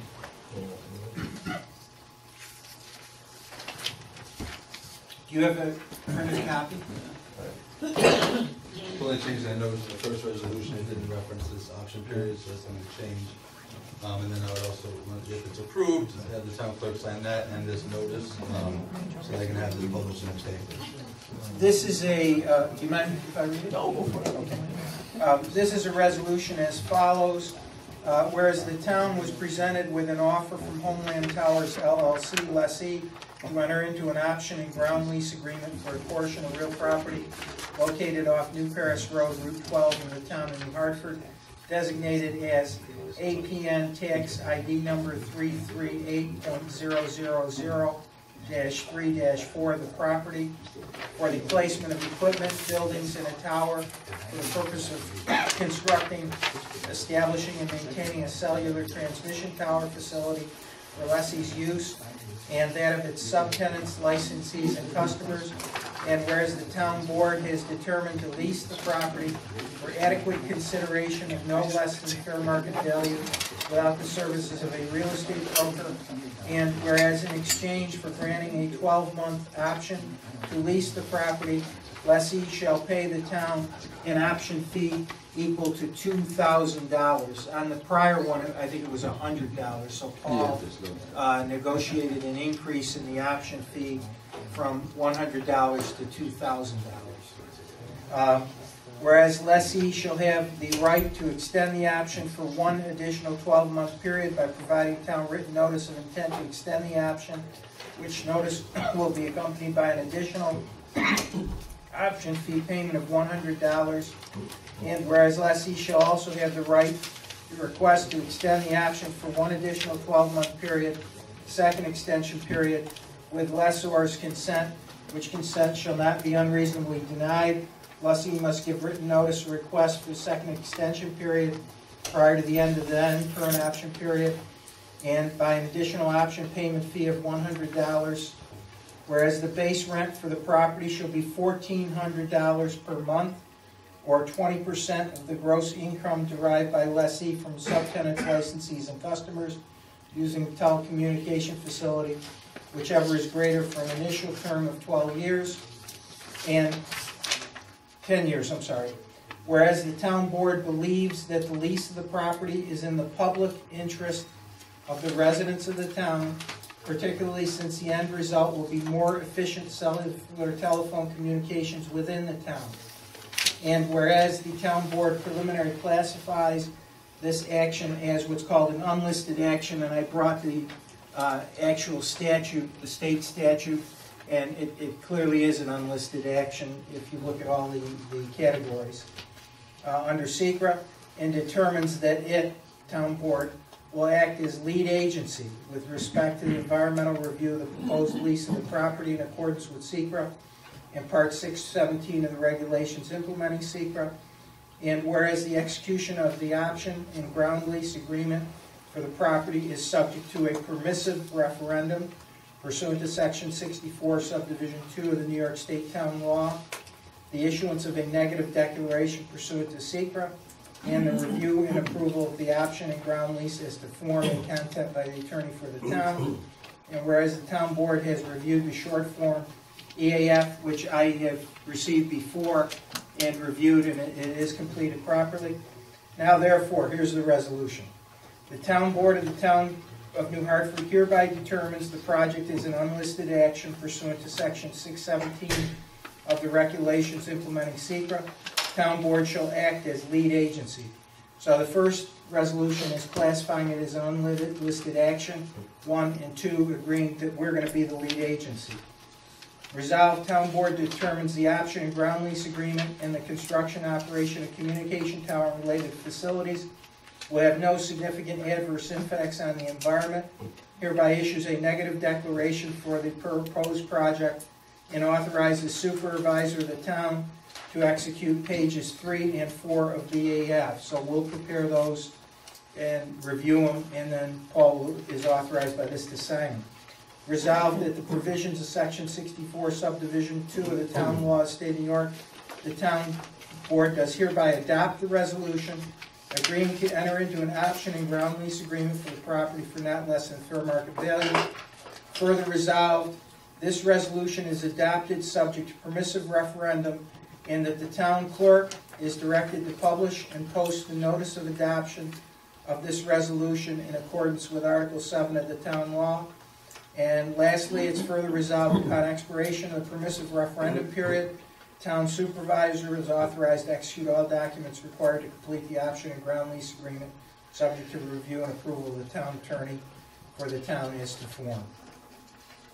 That's the resolution. If anybody wants to read it individually, or Motion stands. Motion by Jim, Second. second by Dave. Discussion? All in favor? Aye. And just, I will put all the information and everything online, so we'll have a separate folder just for Homeland Towers for the tower. now you gotta go ahead and do the posting. Well, no, it says in that they would direct the town clerk, but like I said, I'm gonna do that. You're gonna do it for us? So I was gonna ask you, yeah, I don't know if you have to do it now. Right, oh yeah, that's the resolution. So, and generally, I believe in this town, you just have the clerk sign the resolution? Yes. Right. So, I need to do this within 10 days. You sign it, otherwise it's or you official certify notice. it? I can certify it. Why don't you certify it? Was Well, if you can do it now, that's great, and then sign this, and then I'll have it published immediately. But again, at no cost to the town, I'll do it. I don't have the wording right here, I've got Maureen upstairs. That's fine, I'm not pressuring you to do it right now either, but if there's any way I can get it by like Friday, I just don't want to lose the time period, so I Okay. need like the, sure. Thanks, Gil. All right, next thing is local law and introductory aid Parks Commission. Ma'am, I believe you had a... Yes, first of all, I'd like to say thank you very much. I'm impressed with the direction the town's heading in. When I had an issue, the supervisor responded right away. Thank you again. Oh, thank you. My name is Catherine Doherty, Ward 4. I had a question. Why are we forming a Parks Commission? I'm not up to speed on the whole issue. How many parks do we have? Only like 2, right? No, we have many. We have 12. We have the Chadwick's Park, Washington Mills, Washington Mills Athletic Park, Memorial Park. Yeah. Do we have any in Ward 4? No. I think the developer at the last project said he was gonna put in walking trails through the business park, and I don't think we still have anything over there, so. No. Would that be something the commissioners would address? Well, the commissioner is going to look at all the parks in the town and see what's best for them. So The existing parks? the existing parks that we have. I mean, you can also do other things. I mean, if we acquire a property from developers or something down the road, you know, again, they'll be in charge of developing that. We need somebody to like, head out programs and different things. And, you know, the best people to have are the people that live in the community that care about the parks, you know. Right. So, you know, they're going to go through the parks. You know, they'll walk through the parks if they see broken benches or they'll see issues in the parks. You know, they're going to bring them back so we can document them and fix things and get things back running. Also, too, they'd be a good, you know, good for them to, you know, do programs and different things for the parks. So, you know, more families, more people have places to go. So, you know, that's really what it's for. And it's just to bring the residents into the parks and just make them part, really, you know, because we don't really have that right now. So the commissioners would be charged with getting volunteers and doing education and Sure, I mean, input to the board, or? they would have really unlimited role except for budgetary items. I mean, you know, that would still go through the town board. They wouldn't be able to spend money, but they'll be able to say, hey, you know what, we want to see a theater go in the park, and we want, you know, we want to see people come in and spend money, whatever. You know, it could be many things. Or we want music, like Clay. Right, they want music. They want a farmer's market. You know, if they want to organize a farmer's market, if they want to organize, you know, parties at the pavilions for certain events. I mean, anything like that. But it just brings somebody in, you know, and again, I kind of relate it to like the football moms and the soccer moms that come in that just have that passion, just have the passion for that.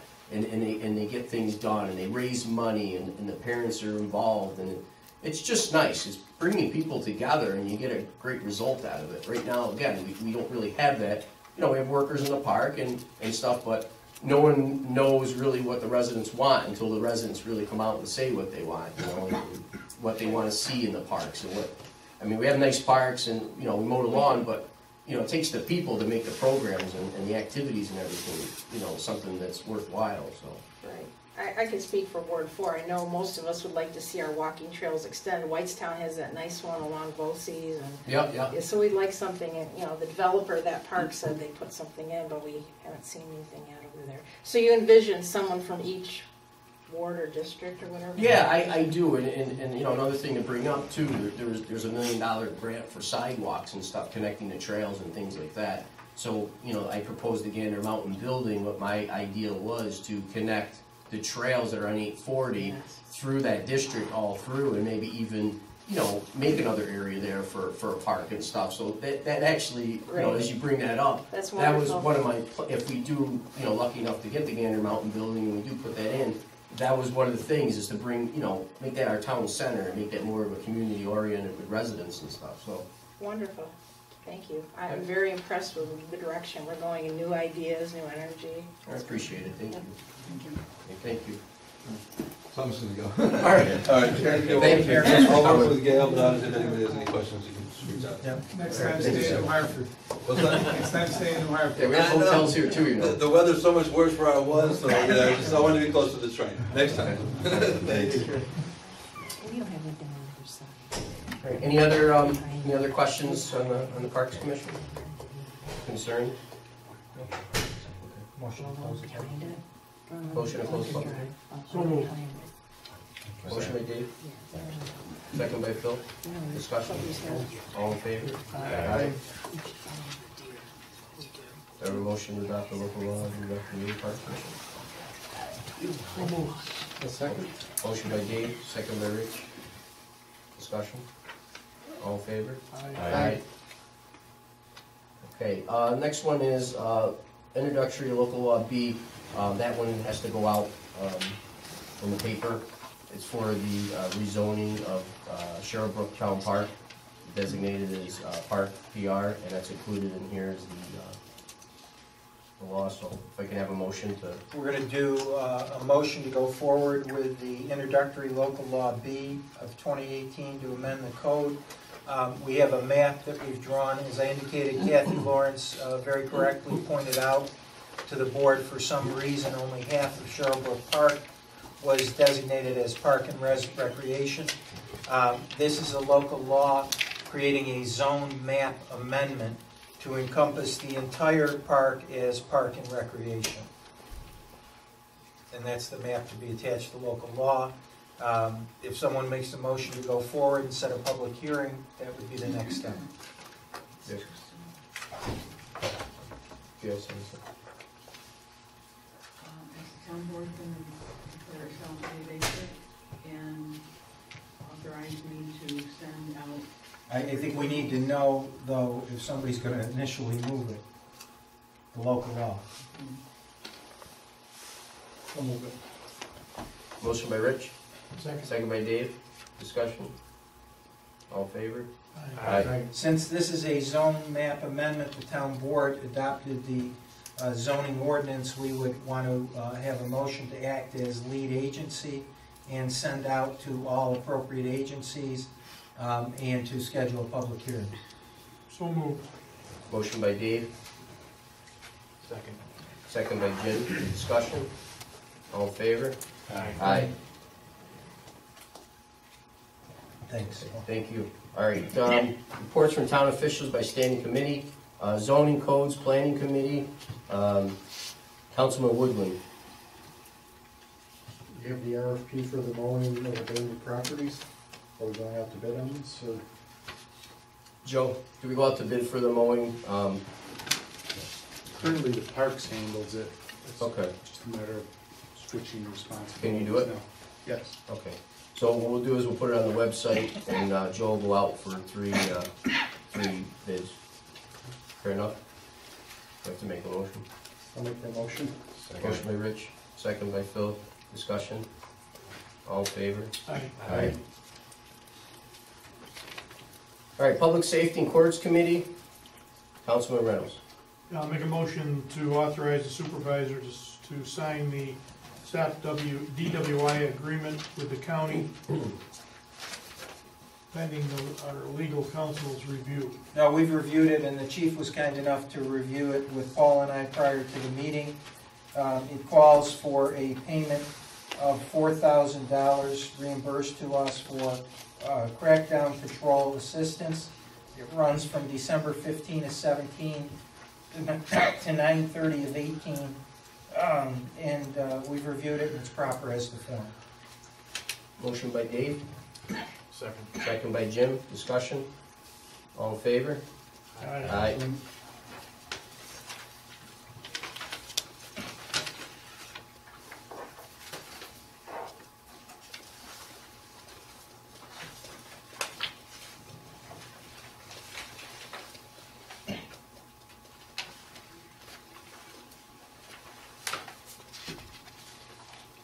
Wow.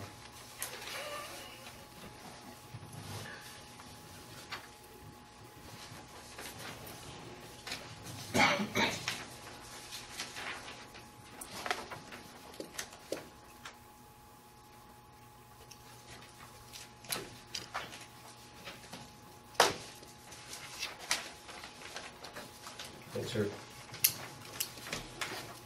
Okay, Human Resources Committee, Councilman Woodland. We have a resolution to accept the name of Marilyn Little at a salary of $8.98 with a start date of 3/8/18. I'll make the motion that we,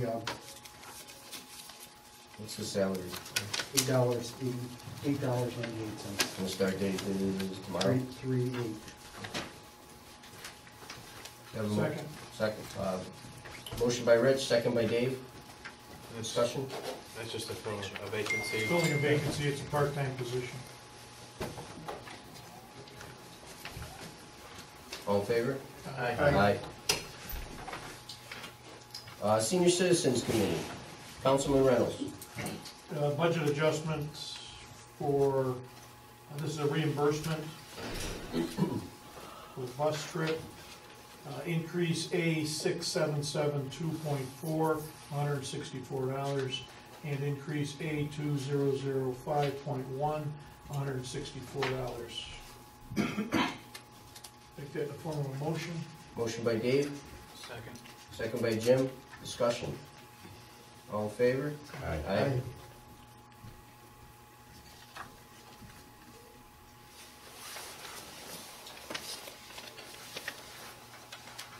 I don't know what, I don't have this donation. There's a budget transfer donation from Dr. and Mrs. Graff. I don't have that.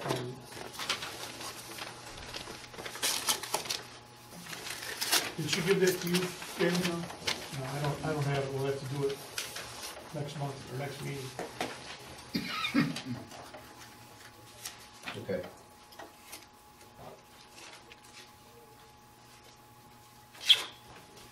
All right, Town Clerk Committee, Councilman Woodland. We have the reappointment of our police commissioner chairman.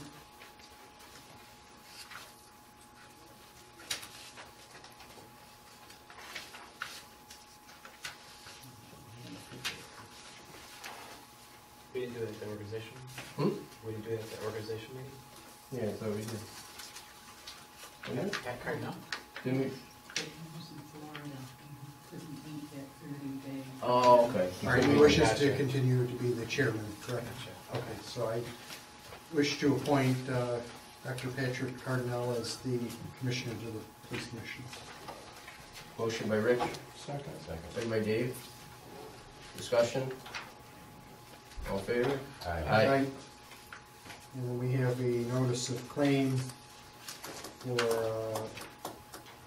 an auto claim that was done by a pothole. I guess that was not addressed by the insurance company, and we have to make a decision on it. Well, notice of claim was filed, the claim is $292.71. If we turn it over to our insurance company, I guess the deductible is $500, so it would exceed that. Rick, do you know about this pothole from back in July, Mr. Scatco? I don't recall it. He's inquired, he has not started a lawsuit, he's simply filed a claim, and he's made inquiry as to whether the town intends to pay it or not. He says he was making a left turn off Oneida Street into a parking lot. Rick, do you have a second? Yes. Can you come up a minute? 3963 Oneida Street, it looks like The old steak and pickle. looks like the pavement. Is that, well, Oneida Street is town? Were you aware of this at all? Anyone call to your attention?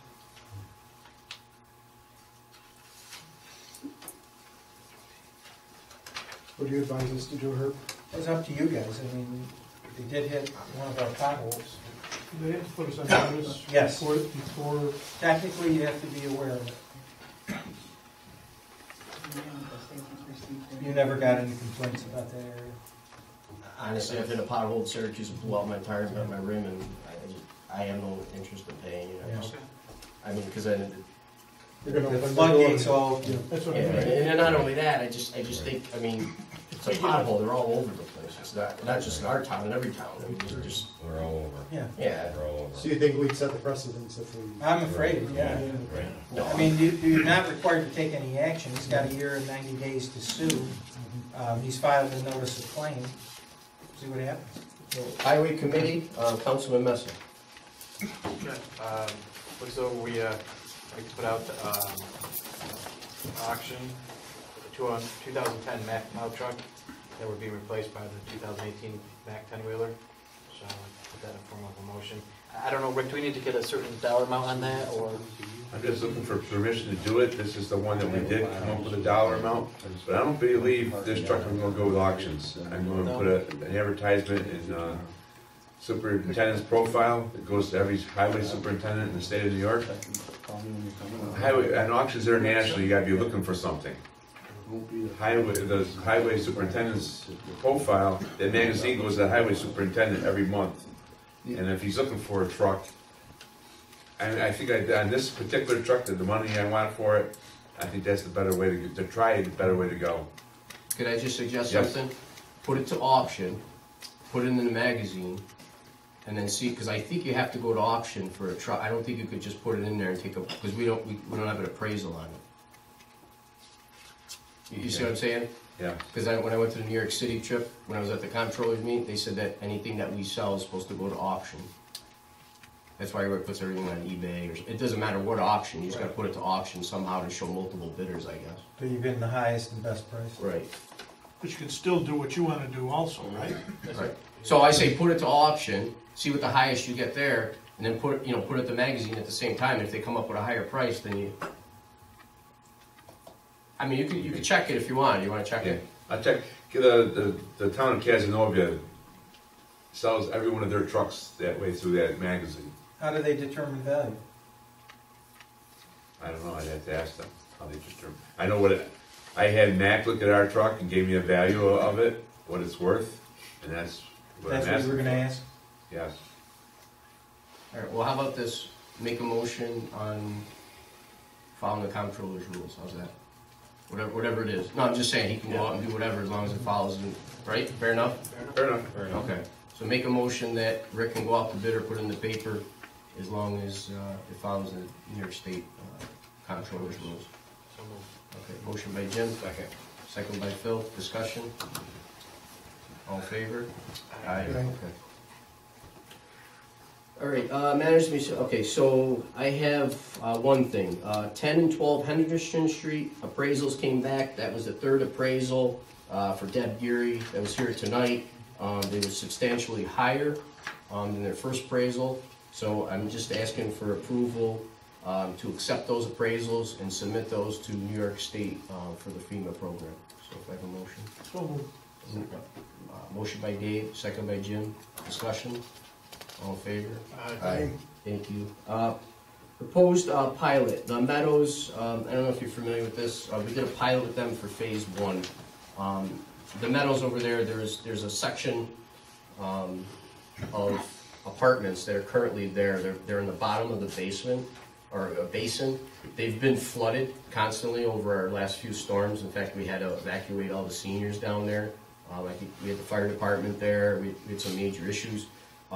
This phase two will knock down all those buildings, and you're going to put brand new buildings up on the other side of the property, out of the floodplain and above grade, and raise the elevation. And raise the elevation. And I went over there and looked at their phase one. They're doing a beautiful job. Beautiful buildings, all high efficiency. They're doing a real nice job. And actually, yeah, and it's beautifying the area, and again, they're fixing the flooding issues that they've had there for the last 20 years, because it was built in the floodplain. They're currently tax exempt now, so they're asking if we would give them, if we give the acceptance for the second phase to be a pilot. So, any discussion or anything?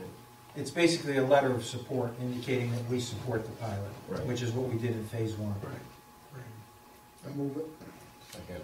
Motion by Rich, second by Phil. Discussion. All in favor? Aye. Okay. So I'll send them a letter of acceptance. We did a letter before, we sent them the resolution. Yeah, Okay. I got that, so I gotta sign it.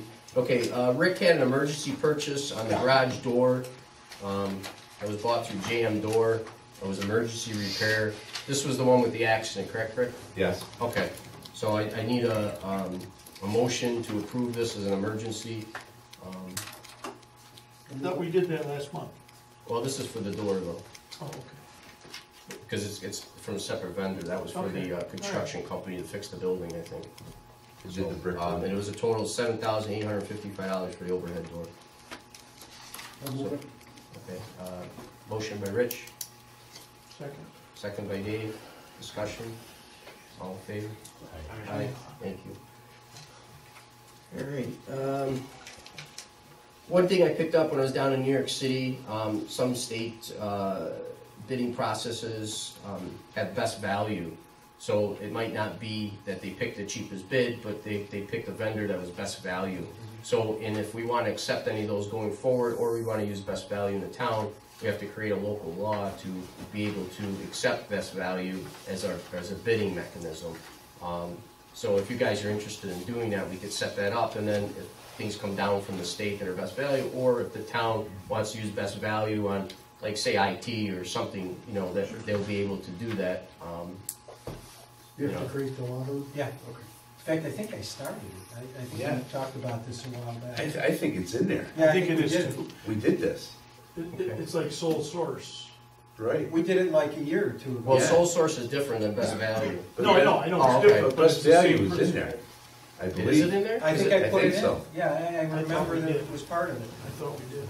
But I'll be happy to check and report at the next meeting. Okay, all right, because I And couldn't if not, find I'll it. draft it. Okay, I couldn't find it, so I don't know. That's a good idea. All right, so that was one. So you're gonna check on that, Herb? Yep. Okay. We had an issue. Had nothing to do with our clerk's office, but with the bank. Our current bank collects our taxes from M&T. We had a resident that paid for their taxes in full, but they were over by 2 cents. And they have a stamped paid sticker on here when the taxes were due. So they were in the right, but the bank accepted the tax check for 2 cents over or 4 cents over the value of the taxes. So it was sent back, and then we charged the elderly lady an extra $23 for a fee.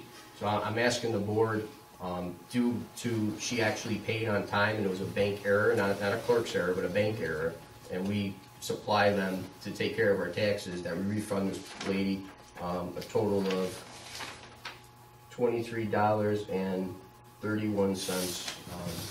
So moved. Second. Motion by Dave, second by Phil. Discussion? All in favor? Aye. Aye. Okay. All right, last year, 2017, we received additional sales tax in the number of about $400,000, 436,000 additional monies. Looking at the fund balance for the different areas, our highway part-time due to expenditures last year with stormwater was $742,000, giving us a negative balance in the highway part-time of $149,000. So I'd ask permission to take the $436,000 extra sales tax money, put it in the highway fund so we could bring that back to positive. And if you got any questions, How do we do that? Is that in the Yeah, general? can we do that? Is it, or is it? yeah, highway part-town gets funded first with sales tax. So we can fund that account, but instead of funding anything or doing anything else with the money, I know some years you used it to get the library, other things, but since we're in a negative in that account, I'd like to at least bring that positive, plus if we have more stormwater issues, if something goes drastic, then we have at least the money in that fund that we can take care of things, so. So moved if it's a legal transfer or legal. Well, I didn't check it, but you checked it. I checked that we Yeah. could put it in highway part-town was checked, yes. Okay. And we were able to put it in there as the fund that gets sales tax first anyway, so. That's fine. So he said it was a board decision, so I mean, you know. So moved. Motion by Dave, second by Phil. Discussion. Is there any other funds that are in trouble or last that you want to? Well, the police fund's down to 590, 237 because we had a negative impact of 122,000. No, I mean that's the only one that's in a complete negative of 149,000. So what's it take to get to a good one for the highway part-time? Is there enough to put something in police or not? I mean, I know where you're going with the. Well, they got 590 in there right now. I'd like to at least get, I mean, again, highway part-town, again, I don't know if we can move in the police either. I didn't ask that question. Okay. So I just asked for the highway because we were in a negative and I want to at least make that a positive fund. So, again, it's negative. Sure.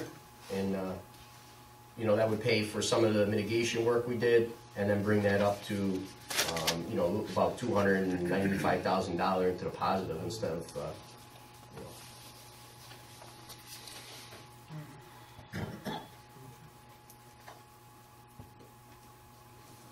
You have a motion made and seconded, right?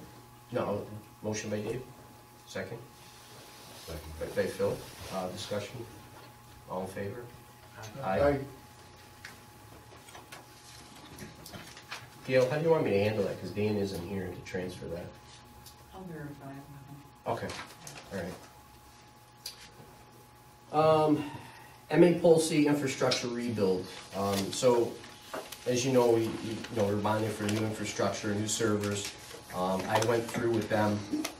There's a quote here. I'll send it to all you, everybody, and you guys can review it. What I did was we added 2 massive rack mountable servers. Before we had total quotes, they were about $130,000 for all the multiple servers. So we broke this down to 2 servers, made it redundant.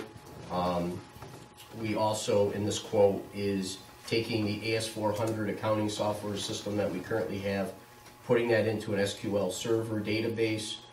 So it could be searchable for 50 years, because that's a requirement with the state. It'll be searchable for 50 years.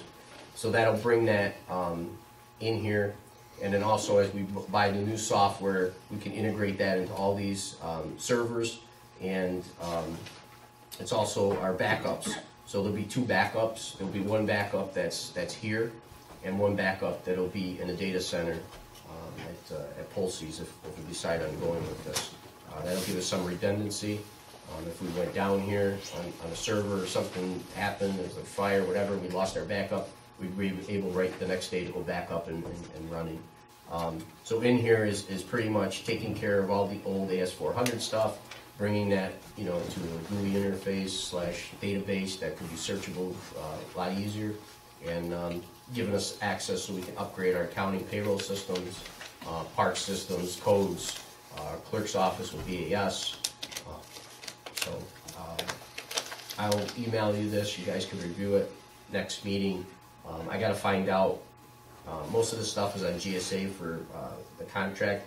I don't know how we want to handle the labor. I think we have to go out to bid anyway for it, but you know, I gotta figure that out first. So once I figure that out, we'll go. But I'll email you guys the quote so you can take a look at it, and I'll send you an email list of all the things that we're upgrading and why we're doing it and how it's going to benefit us. So, approval of change days off for the county for the days off. So I looked at our days off, and you know, it's up to you guys what you want to do. I just think we always have this issue: Columbus Day's off or this day's not off. So I thought if we mirror the county, since you know, real estate transactions go on, whatever goes on, we would be open at the same time. The assessor's office is the county, so if they're closed, we're closed, but if they're not closed, we're not closed. It changes 2 days. It gives back Columbus Day, so we wouldn't have Columbus Day off here, but it would give us the day after Thanksgiving, and that would mirror the county's. Those are the only 2 changes? Those are the only 2 changes, and you know, union contracts or whatever are different, but for the actual employees that are here in the offices, these would change, and to give everybody a day after Thanksgiving off, and you know, it would get rid of Columbus. But again, we would mirror the county, and we wouldn't have any issues in the assessor's office if they need something for the town, or you know. So you know, you guys, whatever you think, but yeah, that's fine. Do you need a motion? Or? Yeah. Make a motion. All right, motion by Jim. Second. Second by Dave. Discussion. All in favor? Aye. Thank you. All right, so. All right, I got approved and signed the intermunicipal agreement to rehabilitate the Clinton Street Bridge over the Support Creek. So moved. Motion by Dave. Second by Jim. Discussion. All in favor? Aye. Gander Mountain offer, just to update you, the guy that was running the department for the wreath that owns the building moved on to a different position. And the new guy just took over, and he has to have a committee meeting on it before he, you know, makes a decision. So it's not out, it's not in, but it's just had to go through some new changes. So they said by next week we'd have a determination if they're going to take our $1.9 million offer or not. So I just want to update you. If you guys look on the internet site, I'm doing my own supervisor's report. So on there, I follow the guidelines from the state comptroller, things that is needed for the town as a supervisor, and should be on there. So if you look on there, you'll see supervisor's report. You guys can download, look at it, but it's just our accounts receivable, our payables, our expenditures, and also too, if we have expenditures out there that we haven't paid for yet. So it's all in there, and it's probably like 10, 12 pages. And what I do is every month when I sign off on the sheets, I take them and I add them in there so you guys can see. And so it shows all the revenues too. So, right. The procurement policy, I don't know if you guys reviewed it, if you took a look at it, if you have any discussion about it. In the next this meeting or the next meeting, I'd like to approve it, and if you guys have any ideas on it, and I don't know if you guys already did and you want to approve it tonight, but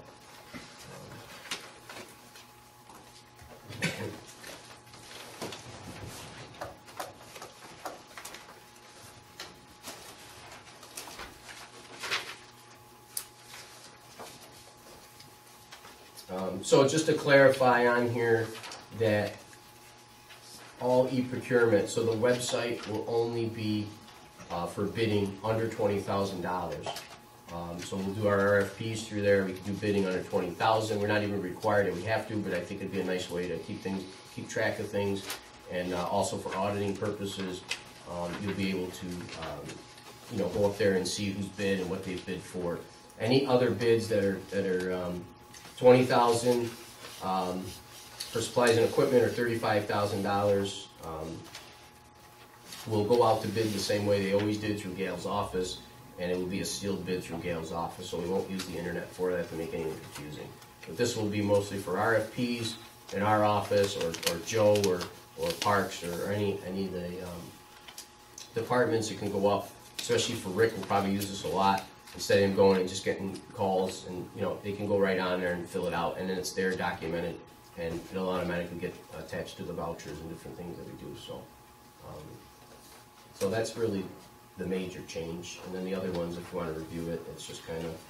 So an RFP is opened online and published online? Yeah. So every RFP will be on there. That's under $20,000. Right.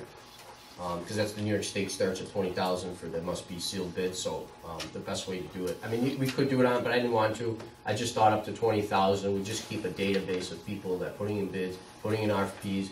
The residents can even view who's doing it. Right. We can review it if we want to, and it's a good reference point for the auditors when they come in. They can check and see what where it is.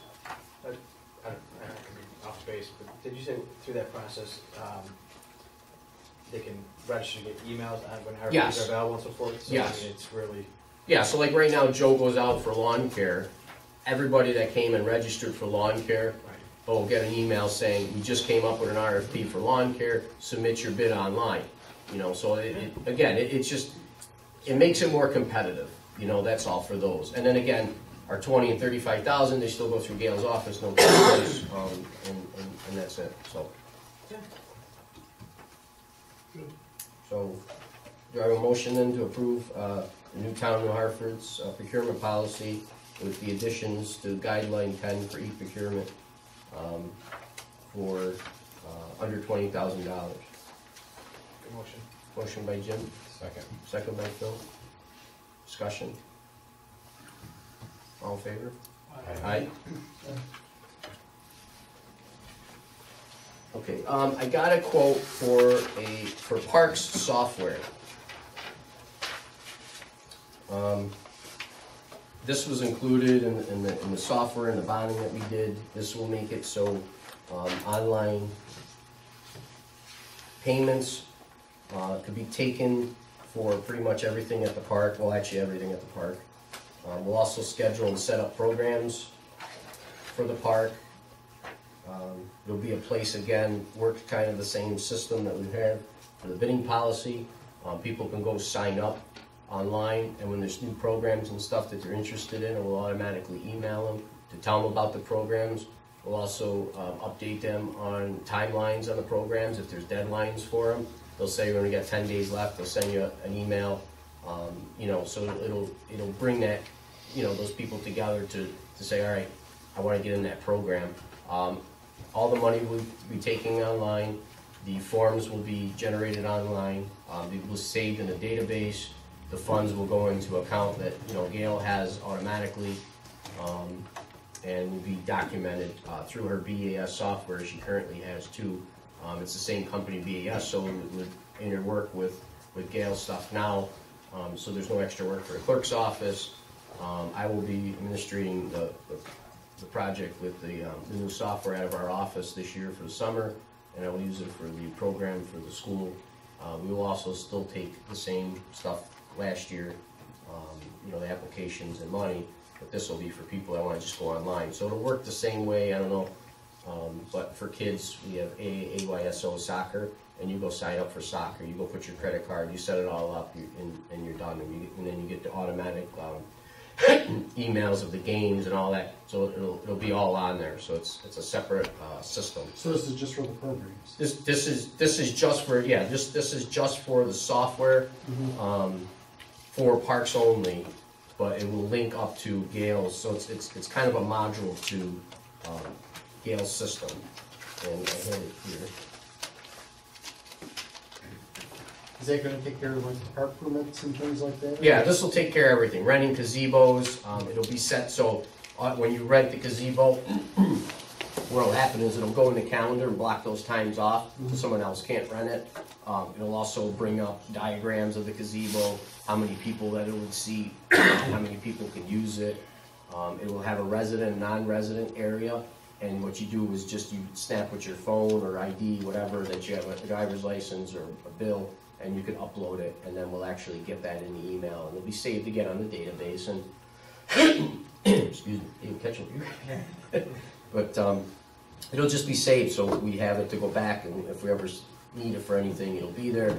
And again, it just brings the accounting end of things a little bit better, because we're not collecting cash and, you know, getting checks. And you'll be able to do all of that online? Yeah, it'll do everything. The first implementation of it is just going to be for programs, and then what's going to happen in May, we'll bring on everything. So we'll be able to schedule like parties, recreational things, programs, you know, all that. So, sounds helpful.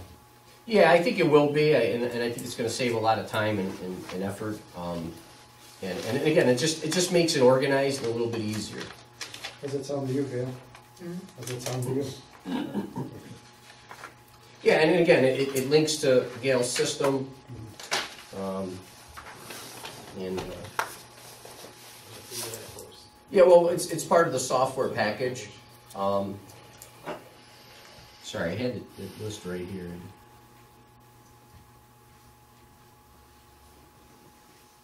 But this was part of what, you know, to upgrade all our systems and stuff.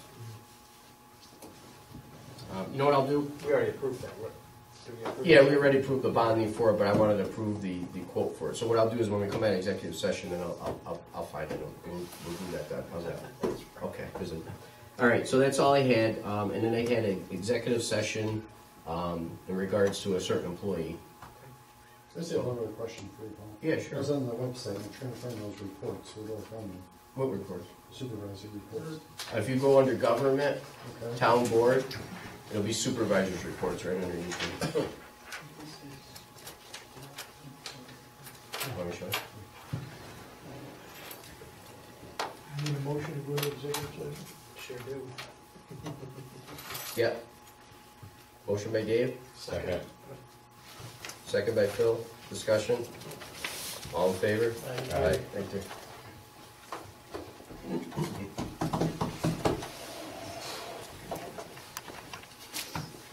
Go ahead, you can go. Individual, John Cunningham, was the Parks Director. He is sent in his letter of retirement. He wanted to thank us for having him as a director for so long, and his retirement will be effective March 31st, 2018. So do I have a motion to accept his retirement? So moved. Motion by Dave, second by Rich. Discussion? All in favor? Aye. He's made every motion today. I know, he's crushing it. So next is, what I'd like to do is, as you know, the Parks Recreation job was $70,000 a year plus benefits plus retirement. What I'd like to do is bring somebody back just to run the recreation center, part-time, no benefits, no retirement, and part of for $14 an hour for 20 hours a week. What's the position you call? It's just going to be called, I don't know. Rec center manager. Huh? Rec center manager. Yeah, let's do that. Doesn't it have to go through? Well, I don't know if manager, then it has to be $500 a week. And is it civil service? We Right. gotta go through all Okay, that. So why don't we just say rec, can we say rec coordinator? Recreation coordinator? And then pending the approval of the. Yeah. Yeah. Okay, good. Yeah, recreation coordinator. For $14 an hour, part-time, 20 hours a week, no benefits. And then the parks part of it, if you guys agree, I was gonna take over parks for this summer. We're gonna run them out of the supervisor's office. If you guys grant me okay with the software, we'll take care of a lot of paying issues and stuff with that. Barb is willing to help with the hiring of the summer help in the programs. And then I will run the activities, and the guys that will be doing the lawns and weed whacking will report to the supervisor's office. We'll have a list every week of things that need to be upgraded and fixed. And then also if the Parks Commission comes online, it would probably be a help to that also. The guys will report to my office if that's. I've gotta check the contract too. There's a parks, we have our union contract. Well, they would still, that wouldn't change. No, but as to that other position and, As long as it's pending each other. let me see what happens too on the resignation of, although he's not part of the. He's not part of the union. No, he's not part of the union. Right, okay. No, So he would be a management role for 20 hours a week. Yep. They said that we checked that. All pending HR? Yeah, that's fine. Two motions? I would put it in one. But we already did the, Yeah, what you're talking about, we don't need a motion for, you're gonna do parks. well, we should put it anyway for now, and then if we change it down the road. Motion to create a position, part-time, no benefits, recreation center coordinator at $14 an hour, 20-hour week, no benefits, with the understanding the supervisor is gonna take over the parks for the summer, all pending HR review. Okay, a motion. Motion by Jim, second by Phil. Discussion. All in favor? Aye. All right, Parks and Recreation proposal. This is the software. I already included in that bid that I gave you guys. This is only for Park and Recreation software. The total system is $7,000, which I looked at 2 other companies, and they were all in the $20,000 range. But this one here links up with BMS system, and it has all the functionalities that we want. A lot of the other companies didn't have it for the online modules and stuff. So this one here is $7,000 for the system. Implementation services are $2,400, which they said might go down. It depends how much time they have to spend here with me to get this up and running. System config and installation. So the total software services is $9,400. And then there's an annual maintenance fee that's $200 a month. That would be starting after it's up and running and functional. I'm trying to think of anything else that we had to do. That was it. So again, this will be run out of the supervisor's office, and this will be the way we can track and receive fundings and programs, and something we'll have, once we pay this fee, we'll have it forever. It's just a fee every month to pay. But again, yeah, I think it's gonna work. I think it makes sense. I think it's really gonna makes things more organized. It'll be easier for the residents. I mean, as you know now, the summer program for the kids is kind of a nightmare. You gotta mail in the chalk, you gotta get the form out of the paper. It's really not functional, to the best ability. This year is, they can go right online like AYSO, sign their son up or their daughter up, get them in the program, pay online, they get a receipt, they're done the day of orientation, we'll have a chart already printed out with all the kids and everything, and they'll have their receipt to prove.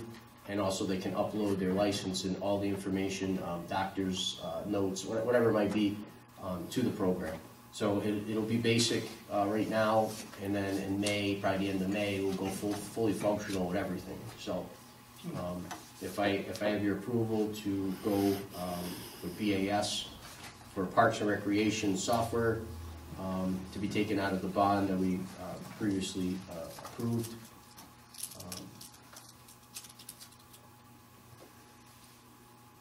I bring the motion. Motion by Phil. Second by Jim. Discussion? Anything? All in favor? Aye. Have a motion to adjourn the meeting? So moved. Second. Motion by Dave, second by Jim. Discussion? All in favor? Aye. Thank you, everyone. Thank you.